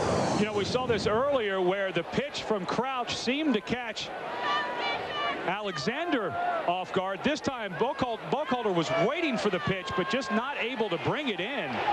Hit him right up around the face mask in the hands. Looked like it might have caught him. Fumble of the season for Nebraska. That was a terrible problem for them last year when they lost 25. It was a point of great emphasis in the offseason and throughout this season. So Iowa still down by just 2 touchdowns with a little life in his step. Liddell Betts goes out to the 23-yard line. Tackled by Carlos Polk as we go down to a minute and a half left in the third quarter, just to finish the point Norm Parker was making about how the Big Ten has changed. He noted that the last time he was in the league, of course, Ohio State, Michigan there every year. Penn State came into the league. But that was about it. The other schools would jump up occasionally. Of course, Iowa consistently good and occasionally outstanding under Hayden Fry. But now Wisconsin solidified, Michigan State pretty solid every year. Illinois, a powerhouse. There are more difficult games in the league right now, which makes it particularly tough on a program like this that's really struggling. Not struggling at the moment. Kevin Casper, the reception. A gain of 10 and another first down for Iowa as we hit 1 minute left in the third quarter. And another different look by the Iowa offense. Just the out route by Casper, and it was aided because Scott Mullen did a little short controlled half of a moon pull out of the pocket to get away from that blitzing Nebraska defense. 6 catches, 114 yards for Casper. Out to the 37-yard line. So at the very least, Iowa is going to be in the game heading into the fourth quarter. And there are very few who thought that would be the case, with the exception of the Hawkeyes. But you go back to that last play in the first half, Sean. You hate to keep harping on it, but Kurt Ferentz, they made a little tactical error on their defense. Should have had 3 deep. Would only be down 8 points right now had they not given that up, and their offense back moving the ball again like they did in the first half.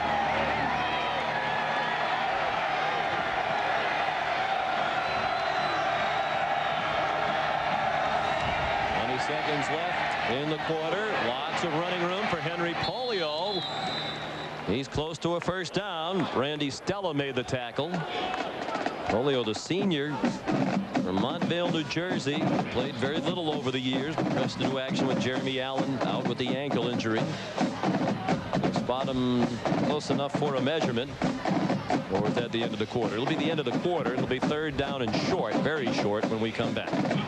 ABC Sports presentation of college football will return after this message and a word from our ABC station.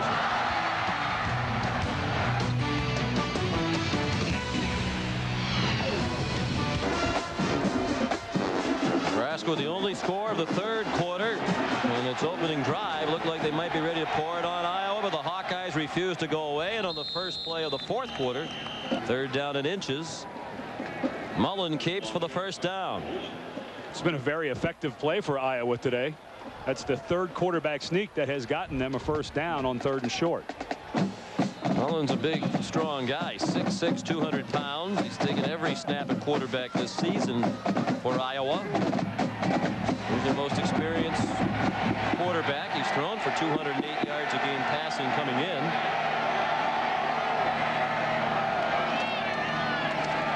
Mullen in the flat. Polio, the fullback.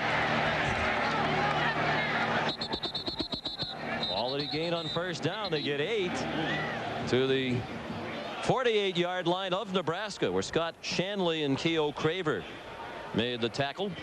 Kind of nice to see Polio, a fullback, out there in the flat, catches it, and Kevin Casper, the wide receiver, is out there blocking for the fullback. Kind of a reversal of roles. 3 catches now for Polio for 26 yards. Nearly a minute played in the fourth quarter.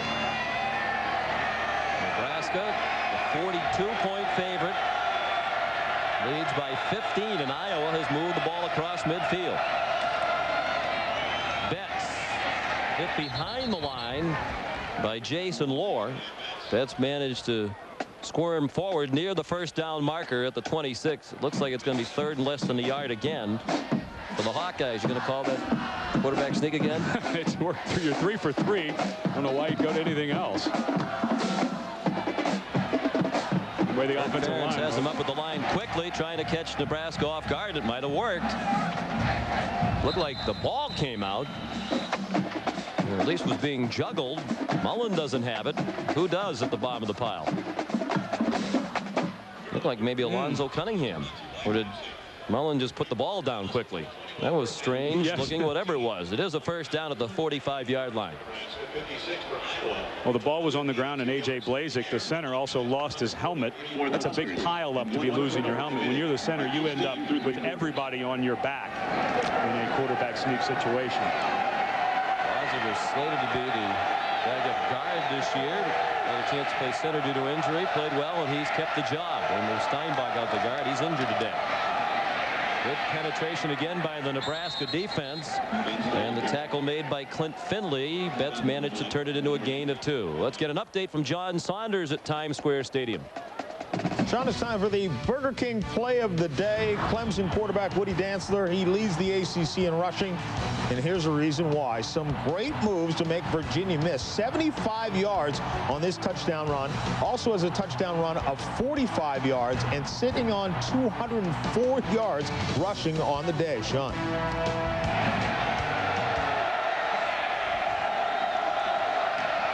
Quick pass dropped by Casper. Highly unusual. As Ken O'Keefe, the offensive coordinator, said when we chatted with him this week, if he's near it, he will catch it, talking about Casper. Tom, there was a little confusion in the route. Kyle Trappier, the tight end, kind of got in the way of Kevin Casper. Watch Trappier as he goes out into his route. He releases to the outside. If you're running that crossing route, that tight end either has to stay in or release to the inside so he doesn't cut off the receiver. Third down, 8 yards to go. See if Nebraska comes with the blitz. It's worked well on the occasions they've tried it. Here they come again. Flag down. And the pass thrown away by Mullen. So again, the blitz pays off. The flag thrown where you'd expect a holding call. Federal came on a blitz. In his linebacker position. Well, they're going to call holding in the middle of the line of Iowa because Jason Lohr, the nose guard, had a great bull rush going. And I believe it was Blazik, the center, who had to do the takedown. Watch the nose guard, Lohr, as he gets under the pads of the center, and as he goes down, gets called for pulling him down. Offense. Although, Sean, it declined. 4th down. It did not look like Blazik's hands were on there. I know he was falling down, but it didn't look to me like he was tackling Lohr. Well, that's because the centers never hold. Of course Cunningham not, tradition. Sean. Jason Baker to punt. Joe Walker standing back at the 7-yard line. Kicking toward the sideline. Walker caught it on the run and is tripped down again. Very quickly. Bob Sanders with excellent special teams coverage. 31-yard punt.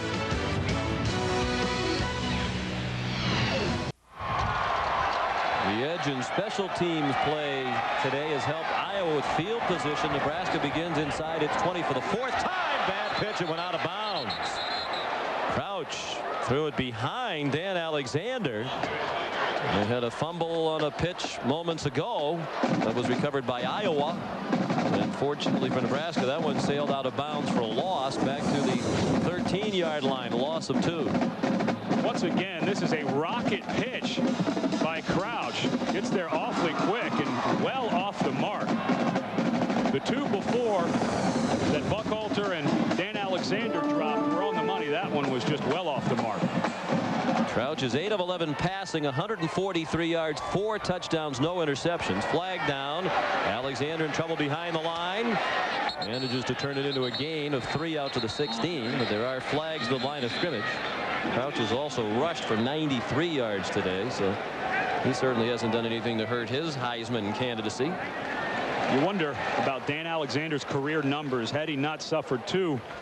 He blew ligaments in both his knees, his left ACL in the spring of '97 and then the right LCL, the lateral collateral ligament, in the fall of '98. You have to wonder how his career.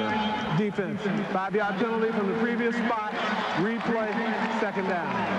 You have to wonder how Dan Alexander's career numbers would have been had he not missed the time with those knee injuries.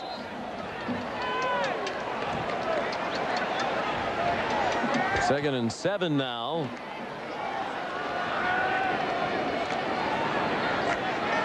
Four penalties against Iowa for 20 yards. Nebraska's been penalized 5 times for 55 yards. Miller and Alexander in the eye. Nice move right at the line of scrimmage by Alexander. Get out to the 21 before he was driven back by Colin Cole and Shane Hall. At the conclusion of today's game, we will select a Chevrolet player of the game from each team. Chevrolet will make a $1,000 contribution to each university's general scholarship fund.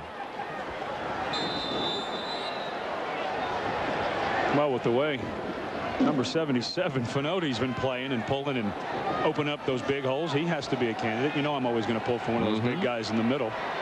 A lot of candidates on both sides. Dolezal on this Iowa defense has made 12 tackles. Crouch forced to pitch it. And they do not get the first down. Colin Cole with Dolezal again in on the stop on Alexander. Well, Nebraska will have to punt, and Iowa's still hanging in there with 10.5 to go, down by 2 touchdowns, 15 points. It's one of those few seniors on that Iowa defense, LeVar Woods, who came in and did a really nice job of forcing the pitch, and then just great hustle. 2 plays in a row, Colin Cole in there to make the tackle. Hayden fell the punt. Short, wobbly punt. Takes a good bounce for Nebraska. Down to the 32-yard line. A 46-yard punt, no return. Time running out on the upset-minded Hawkeyes.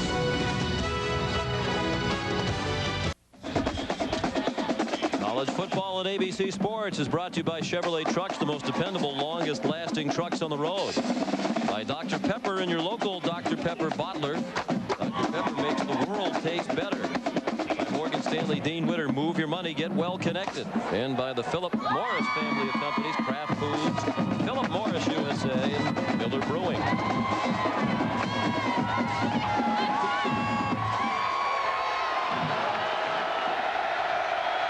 From the 32-yard line, 10 minutes left. Mullen with time, throws, caught by the tight end Robert Gallery. His first catch right into Nebraska territory to the 49-yard line. A gain of 19 and a first down for the Hawkeye offense. Gallery, a redshirt freshman from Masonville, Iowa. His first career catch right there. An awfully big redshirt freshman, 6'7", 275 pounds, who had been used almost exclusively as a blocker. That's a nice little wrinkle Ken O'Keefe, the offensive coordinator, brought in today. They are really using these tight ends to their advantage. Again, give this offensive line that's been widely criticized credit. They held up well on that play. 4-man rush again. Pass caught by Betts. Short of the first down at the 43. It obviously was a huge play at the time, but that play at the end of the half looms larger now. We can see and hear the anxiety in the crowd here.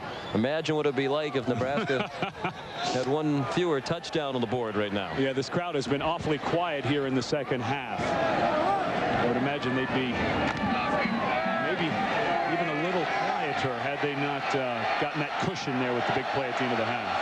2nd and 4.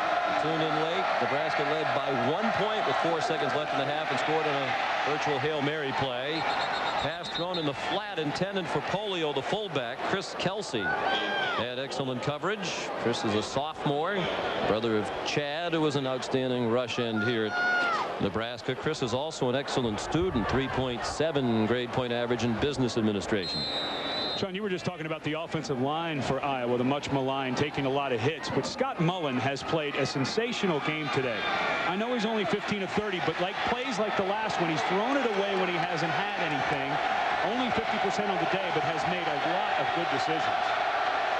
3rd down 4, perhaps 4-down territory here in the 4th quarter. Down by 2 scores. They don't need 4th down. They pick it up on 3rd down. Casper again to the 32-yard line of Nebraska. With 8:45 remaining, 7 catches, 126 yards receiving for the former walk-on, who came on strong the second half of last year and has kept it going. Talking about the second half of last year, going into last year, that's 4 of 9 games that Casper has 100 yards receiving, and they really needed him last year. Sean, Khalil Hill, the great wide receiver who had an unbelievable true freshman year, you mentioned earlier, was suspended for the season, and Casper, a former walk-on, stepped it up, and he still is their go-to guy. 3 wide receivers in the game. Casper, the motion man. Betts looked like he had room to bounce it outside to the right. Instead, he stayed right along the hash mark and got 3 to the 29. Carlos Polk made the tackle. He has the respect of his teammates. When we chatted with Kyle Vanden Bosch yesterday, he said Polk's the best linebacker in the country. That's it. Well, he was first team all Big 12 last year. He's a Butt Kiss Award candidate this year. And the NFL scouts will drool when they see this guy at 260 pounds run. 2nd down, 7. Chris Oliver came in motion toward the quarterback. Mullen in deep trouble and buried by Carlos Polk. Back at the 40-yard line, a huge play for Nebraska.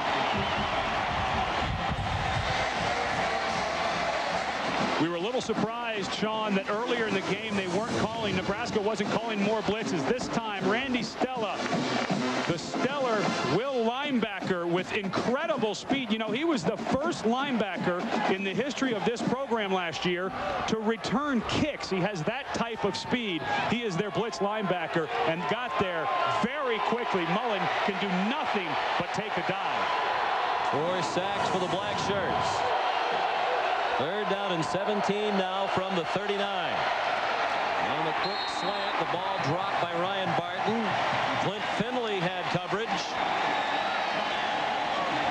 Let's see what Coach Ferentz will do. They're going to punt with 6:56 left, try to pin Nebraska in very deep. I think they would have gone for it on 4th down in a more manageable yardage situation, but 16 is a lot. And this should be one of those directional punts. Just get it down around the 10-yard line and get it out of bounds. Baker does kick it for the near sideline. Walker caught him at the 10 and goes down immediately. Iowa punt coverage terrific. Edgar Cervantes down there with Marquise McLaren.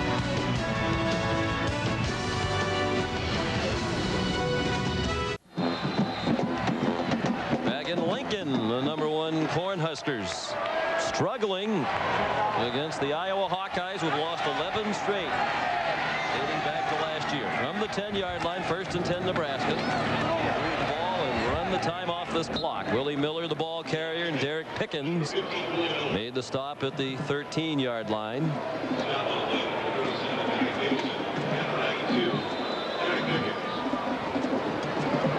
Miller goes out.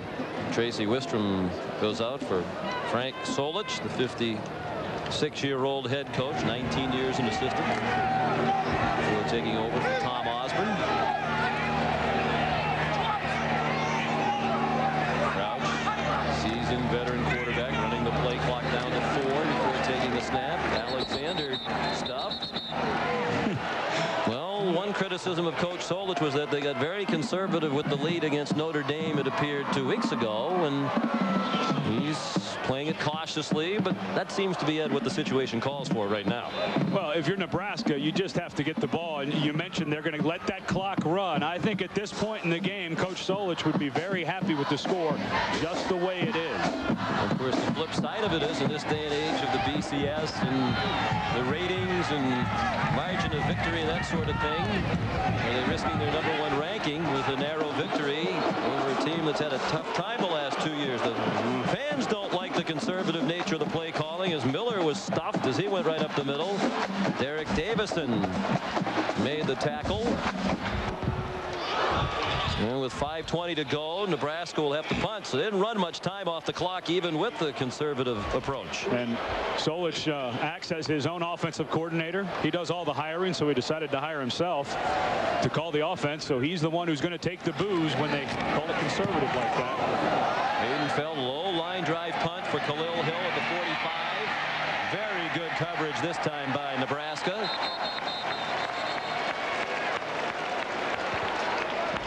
Willie Amos, I believe. They have 2 players who wear number 30.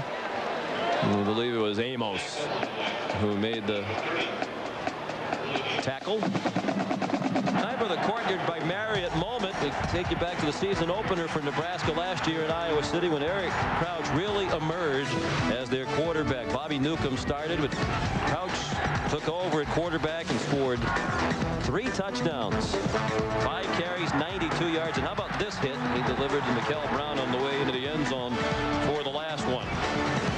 Kind of got the feeling that that was a game Eric Crouch wanted to prove he belonged under center as a starter.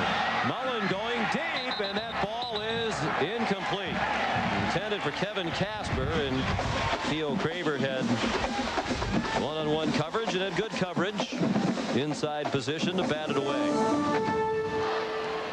One-on-one all the way. If you're going to come play cornerback for Nebraska, you better be ready to be out on an island. And Craver has really played a nice ball game, had a great time. Timed his jump over Khalil Hill earlier, came on a corner blitz on that same drive and got a sack on Mullen. That time, perfect one-on-one coverage. Trying to set up a screen. Nebraska saw it coming. And Mullen called for intentional grounding. Liddell Betts was there. Kirk Ferentz way out on the field. He better be careful. He better be careful. And the officials tell him, Coach, you can't be out by the numbers. But I think he has a point. That was pretty close to the feet of Liddell Betts. And where you get hurt, Sean, is now that's going to end up being about a 12 or 13 yard penalty. There's Betts right there. Nothing there. A great job by Vandenbosch. That's a terrible call. Was still within 5 yards of the original position of the ball, and there was no eligible receiver in the area. That's a terrible call. Down at the spot of the foul. Third down. And it's a mistake by the official. What he called, there's a new rule in college football. If you get 5 yards outside of where the ball is lined up, you're allowed to throw it away, and that's what he's calling. But the problem is Liddell Betts is in there. He's covered up by Kyle Vandenbosch. A good play by Vandenbosch, but that's a mistake by the official. Sean, well, he wasn't even looking where the ball went originally. His job is to protect the quarterback. That's what he was looking at. Then he turned around and sort of scanned the area, and maybe he never saw Betts there. That's a terrible call. But his explanation for it was that he didn't get outside the 5 yard pocket so that he could throw the ball away. Yeah, the official made a terrible call all the way around. There was the referee, Stephen Paymon, who's now explaining it. He was watching the quarterback, and that's the referee's assignment. He didn't turn around to see where the ball went until after it was thrown, as you would expect. And maybe he couldn't see Betts right in the middle of the traffic there, because he is in traffic. That's a terrible call. It's within 2 or 3 yards of Liddell Betts. And another really wise decision by Scott Mullen. It's a shame that Mullen's played such a great ball game and now gets penalized 16 yards for making another good decision. And Frank Solich should laugh about it because his team benefits. And no matter what they tell parents, they can tell them all day. It's wrong. He has every right to be upset. And we talked about it earlier. Admittedly, they haven't played very well since he's been the head coach. But it's a talent issue. And the talent's getting better. Was not the result of a misapplied rule. Therefore, Iowa is charged with a timeout. Wow. You get double bang now that you're Kirk Ferentz. You're in there fighting for your life. Your team is only down 15 points in the 4th quarter to the #1 team in the country. You lose 16 yards on a bad call, and now they take a timeout away from you. Bad call, bad explanation, loss of down, loss of yardage, loss of timeout. You mentioned it earlier. Iowa can't seem to catch a break either during this losing skid. Now it's 3rd down and 26. And the crowd about as loud as it has been all day.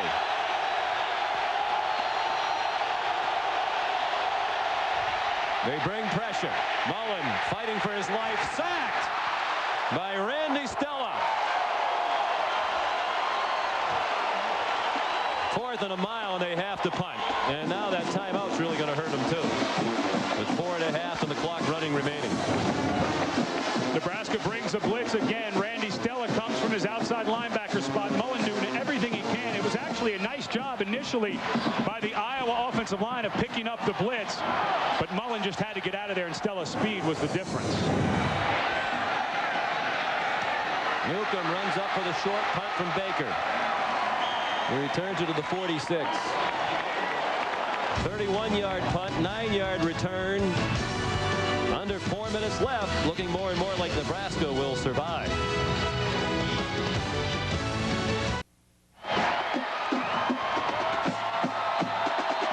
Those of you wondering, in college football, if a coach believes there's been a rule misapplied, he can ask for a conference, as Coach Ferentz did. But then if the officials don't agree that the rule's been misapplied, the teams charge a timeout. That's what happened to Iowa.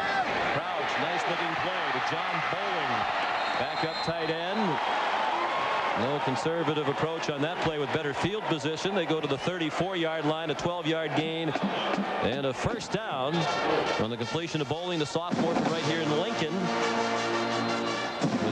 catches prior to today, both against Texas in the Big 12 championship game last year. This is where Nebraska has the obvious advantage over Iowa. That's a third-string tight end in there, and they can just keep rolling in fresh bodies for Nebraska. Crouch pitch it to Alexander. Almost the forward pitch. Davison made the tackle at the 9-yard line. It'll be first and goal for Nebraska.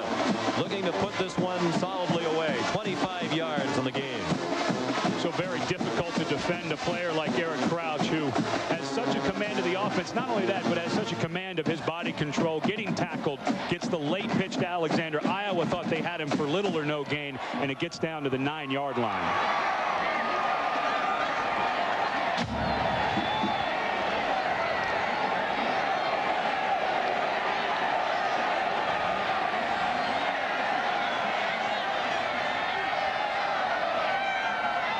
Davison came in motion, flinched toward the line of scrimmage and reset, and then Crouch called timeout. It's their first. 2:40 left. Nebraska looking for a score to appease the pollsters.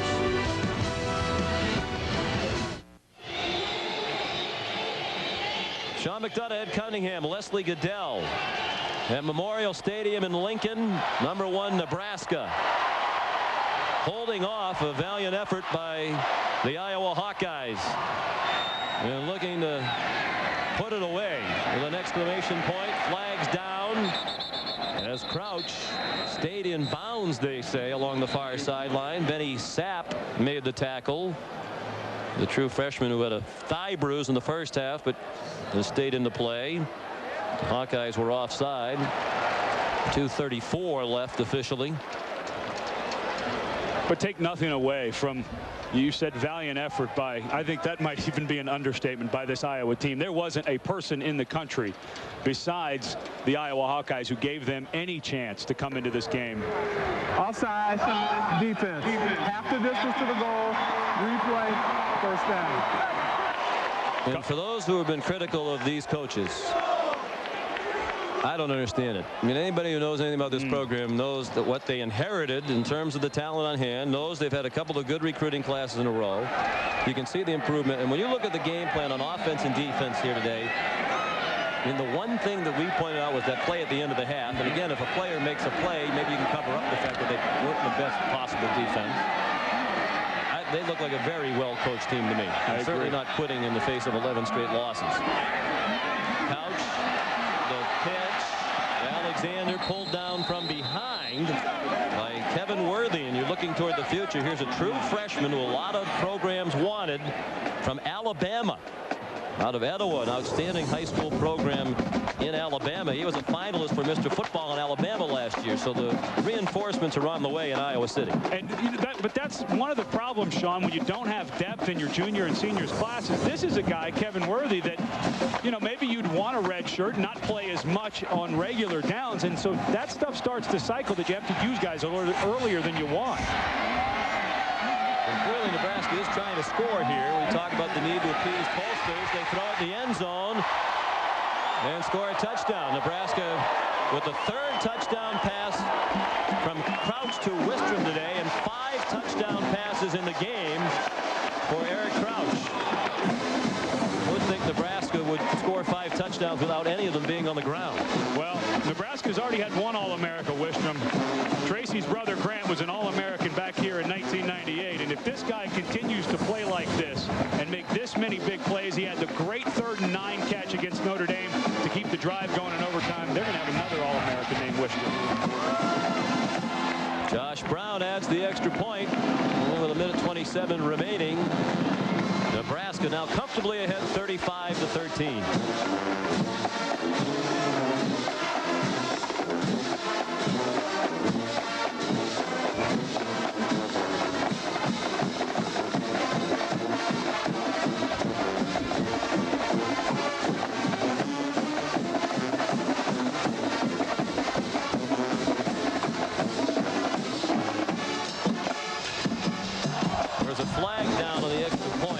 unsportsmanlike conduct indicated against Iowa. Perhaps frustration coming in for Iowa. This team has not given up in the face of a lot of adversity. After the play was over, unsportsmanlike conduct on the defense. 15-yard penalty assessed on the kickoff. Eric Crouch, 5 touchdown passes in this game, tying the single-game Nebraska record set by Steve Taylor, who threw for 5 touchdown passes against UCLA September 12th of 1987. Go Big Red! Go Big Red! Go Big Red! Go Big Red! And we'll see a couple other pretty good quarterbacks on Monday Night Football at 9 Eastern Time. Mark Brunell leads the Jacksonville Jaguars into Indianapolis to take on Peyton Manning and the Colts. Awful early to start talking a lot about the Heisman, but nobody's really run out there and decided to steal the award. And Eric Crouch, with a great game 2 weeks ago against Notre Dame, was really the reason that they won the game. Scored the touchdown that won it in OT. Also had a 62-yard touchdown round. And now he has 5 passing touchdowns, starting to make a little bit of an argument that his name should be mentioned among the top guys. I think more and more it is. 10 out of 13 today, 159 yards and 93 yards rushing for Crouch. A walk off the unsportsmanlike conduct penalty, so Chase Long will kick off from midfield. This is one of the best things that could happen to the coverage team, the struggling coverage teams for Nebraska. Long kind of boom it through the uprights.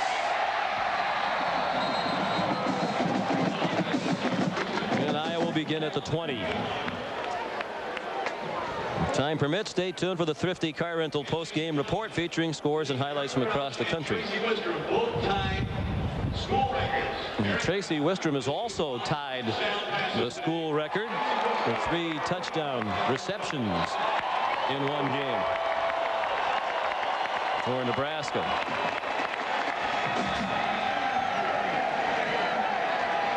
And they have just about all the black shirts in there in his 22-point lead. Mullen on target to Ryan Barton. And the senior, former walk-on, has a first down out to the 31. You know, we're talking about the players not giving up, Sean. The coaching staff of Iowa. Ken O'Keefe, you already mentioned, if you question this coaching staff, don't question Ken O'Keefe, the offensive coordinator. Pass to the far sideline complete. Pat Ricketts, one of just a handful of guys down the depth chart in there on the defense now for Nebraska. He's made back-to-back stops. This one on Kevin Casper. He's up to 129 yards receiving on 8 catches. With a patchwork offensive line and had to really simplify things just so they knew where to go. This offense for Iowa has been very good today. Mullen throws it away. When you look at the remaining schedule for Iowa, Ed, it's hard to find a game when you think they'd be favored. But you have to believe if they hang with it like it looks like they will, and if they keep getting better, maybe they'll be able to sneak one out. They're at Indiana next week. Home for Michigan State, at Illinois, Ohio State at home, Wisconsin at home, at Penn State, Northwestern in Iowa City, and then at Minnesota. Maybe in the Northwestern home game right now you'd anticipate they might be favored to win, but all the rest of them are likely to be the underdog. Pass to the far sideline intended for Hill, broken up by Ricketts. So he's just hit the field here for this last possession, but Pat Ricketts has made 3 plays now. He's a freshman from Omaha, another player out of Millard North. They produced Crouch and Willie Miller. This is a schedule, Sean, talking about Iowa, that you're trying to rebuild a program. Coming into this game, the 3 losses they had, the teams that they have played were 10-1, and they will end up playing Nebraska, it's their second. 6 ranked teams and 4 games in a row against ranked opponents, starting after the Indiana game with Michigan State. Let me correct what I just said. Crouch and Judd Davies from Millard North, Willie Miller's from Bellevue West in Omaha. Last time without a rushing touchdown, the Holiday Bowl, they were shut out in that game by Arizona. Well, when Eric Crouch is slinging it around, all those guys with 5 touchdown passes, finding Davison and Wistrom for 3, Davison for 2. No real need to run it in when you've got that much offense inside the red zone throwing it.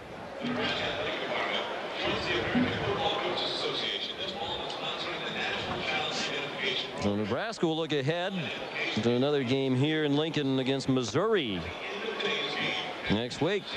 Home State University of Tracy Wistrom. Missouri Tigers. And then they'll go on the road to Iowa State, Sean, and that is not going to be an easy one. Iowa State, under Dan McCarney, starting to put together, has a very diverse offense. And as we've seen Iowa, Nebraska and their black shirts have some work to do.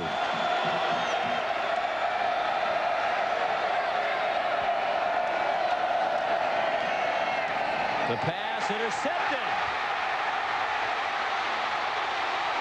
Troy Watchorn takes it in for a touchdown.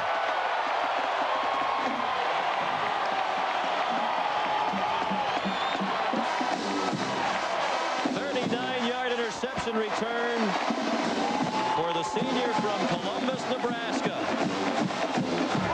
His first career interception. You got to feel a little bit for Scott Mullen. He's trying to force one in here on 4th down. Double coverage on his receiver. Watchorn just reads his eyes the whole way, but Mullen has really played a great game. This is his 2nd interception. The first one was a great play by Carlos Polk. The ball was tipped, but Scott Mullen really came and played well today. Shame he had to give up that touchdown. People who see the score now will look at this and think that Nebraska dominated. That's 2 touchdowns in the last minute and a half to break it open. And Watchorn, a great thrill. He's been through some very tough times here at Nebraska. Now a senior. Played in his first home game in 1997 with his dad watching from the wheelchair section in the end zone. His dad was battling cancer and suffered a stroke. Troy got into the game. His dad died just a couple of days later. Troy was actually upset. He felt like the coaches put him in when he didn't deserve it just so his dad could see him play. And then after his dad's death, they were close. He really struggled. Had an off-the-field episode involving alcohol. Took care of that problem. Was stuck with the program. And now Watchorn scores a touchdown for the Huskers. Trying times for Scott Mullen. But he should really hold his head high, Sean, after a performance like today against Nebraska on their home field, the #1 ranked team in the country.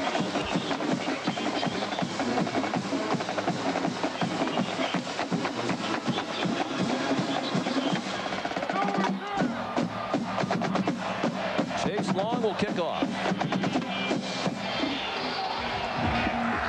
Tim Dodge and Chris Oliver back for the kickoff. Comes down to Dodge. Also a track athlete is Tim at Iowa. Part of their 4x400 meter relay team that finished 4th in the nation last year and earned him honorable mention All-American honors. Today's Chevrolet players of the game are Eric Crouch, 10 of 13 passing, 159 yards and 5 touchdown passes, 93 yards rushing on 12 carries. And Kevin Casper of Iowa, 8 catches, 129 yards and a touchdown. In recognition of their efforts, Chevrolet will make a $1,000 contribution to each university's general scholarship fund.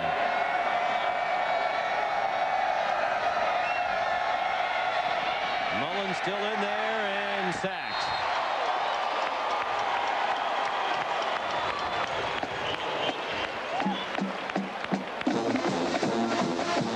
Junior Tagovailoa with the sack. Reserve freshman, another of the 4 Hawaiians. Quite a thrill for a freshman to get in there. Coming a long way from Hawaii. Makes his first sack of his career.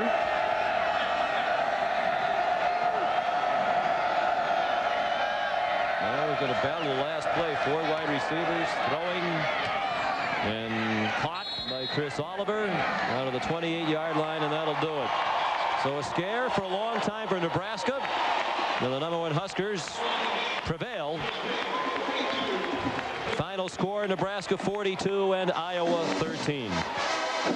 Stay tuned for the Thrifty postgame report with John Saunders and Terry Bowden. They'll have all of the scores and highlights from today's action. ABC Sports is online at ESPN.com. Keyword ABC College Football. Now for Leslie Goodell, Ed Cunningham, and our entire crew, Sean McDonough saying so long from Lincoln, Nebraska. This has been a presentation of ABC Sports, continuing the tradition of excellence.